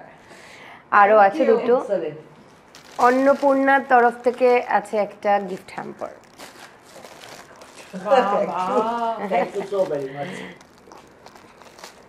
আর ও স্টোর, আমি যে চশমাটা পরে আছি সেটা ও স্টোরের, সেটার থেকে আছে একটা গিফট হ্যাম্পার। তাহলে আজকের মতো অনেক আড্ডা, আবার একটা আড্ডা দিতে হবে, কারণ আজকের আড্ডাটাও দীর্ঘ হয়েছে এবং অনেক কিছু প্রশ্ন করাই হলো না তোমাদের কাছে। কিন্তু আমরা স্যাফোর নাম্বার নিচে দিয়ে রাখবো, যে যদি কোনো হেল্পের দরকার হয়। আমার মনে হয় যে অনেক রকম সমস্যা থাকে যেই কারণে ওরা চায় তোমাদের কাছে পৌঁছতে, তো তোমরা আমাকে নাম্বারটা প্লিজ শেয়ার করো। এবং যদি আমার মনে হয় যে আপনারা মনে করছেন যে এখনও কাঁধ বা এখনও সাপোর্টের দরকার, বোঝাতে পারছেন না, তো স্যাফো ফর ইকুয়ালিটি আছে এবং তার সঙ্গে তাদের যারা তৈরি করেছেন তারাও আছে। এবং আমার খুব ভালো লাগলো যে এমন করে তোমরা নিজেদের সুন্দর জীবনটা আর এখনকার অবসর সময়টা এত সুন্দরভাবে একসাথে, আসলে বন্ধুত্বটা যে কতটা, সেক্সুয়ালিটি আর সেক্সের মধ্যে আমার মনে হয় যে বন্ধুত্বটা খুব জরুরি। আর তোমাদের এই বন্ধুত্ব, আমরা এত সুন্দর একটা বন্ধুত্ব দেখতে পেলাম, যেটা আমার কাছে একটা বড় প্রাপ্তি। সবাই খুব ভালো থেকো। আকাঙ্ক্ষা এবং মালবিকার বন্ধুত্ব চির অমর থাকুক এবং এরকম আকাঙ্ক্ষা মালবিকাদের বন্ধুত্ব যেন চিরকাল অমর থাকুক, এটাই কামনা করে আজকের। Thank you so much to all of you. খুব ভালো লাগলো কথা বলে। যতজন এখানে ক্রু আছেন তাদের সবাইকে, এবং আবার বৈঠকের প্রত্যেকজন, যাদের দেখতে পাচ্ছি এবং যাদের দেখতে পাচ্ছি না, তাদের সবাইকে অনেক অনেক ধন্যবাদ। Thank you.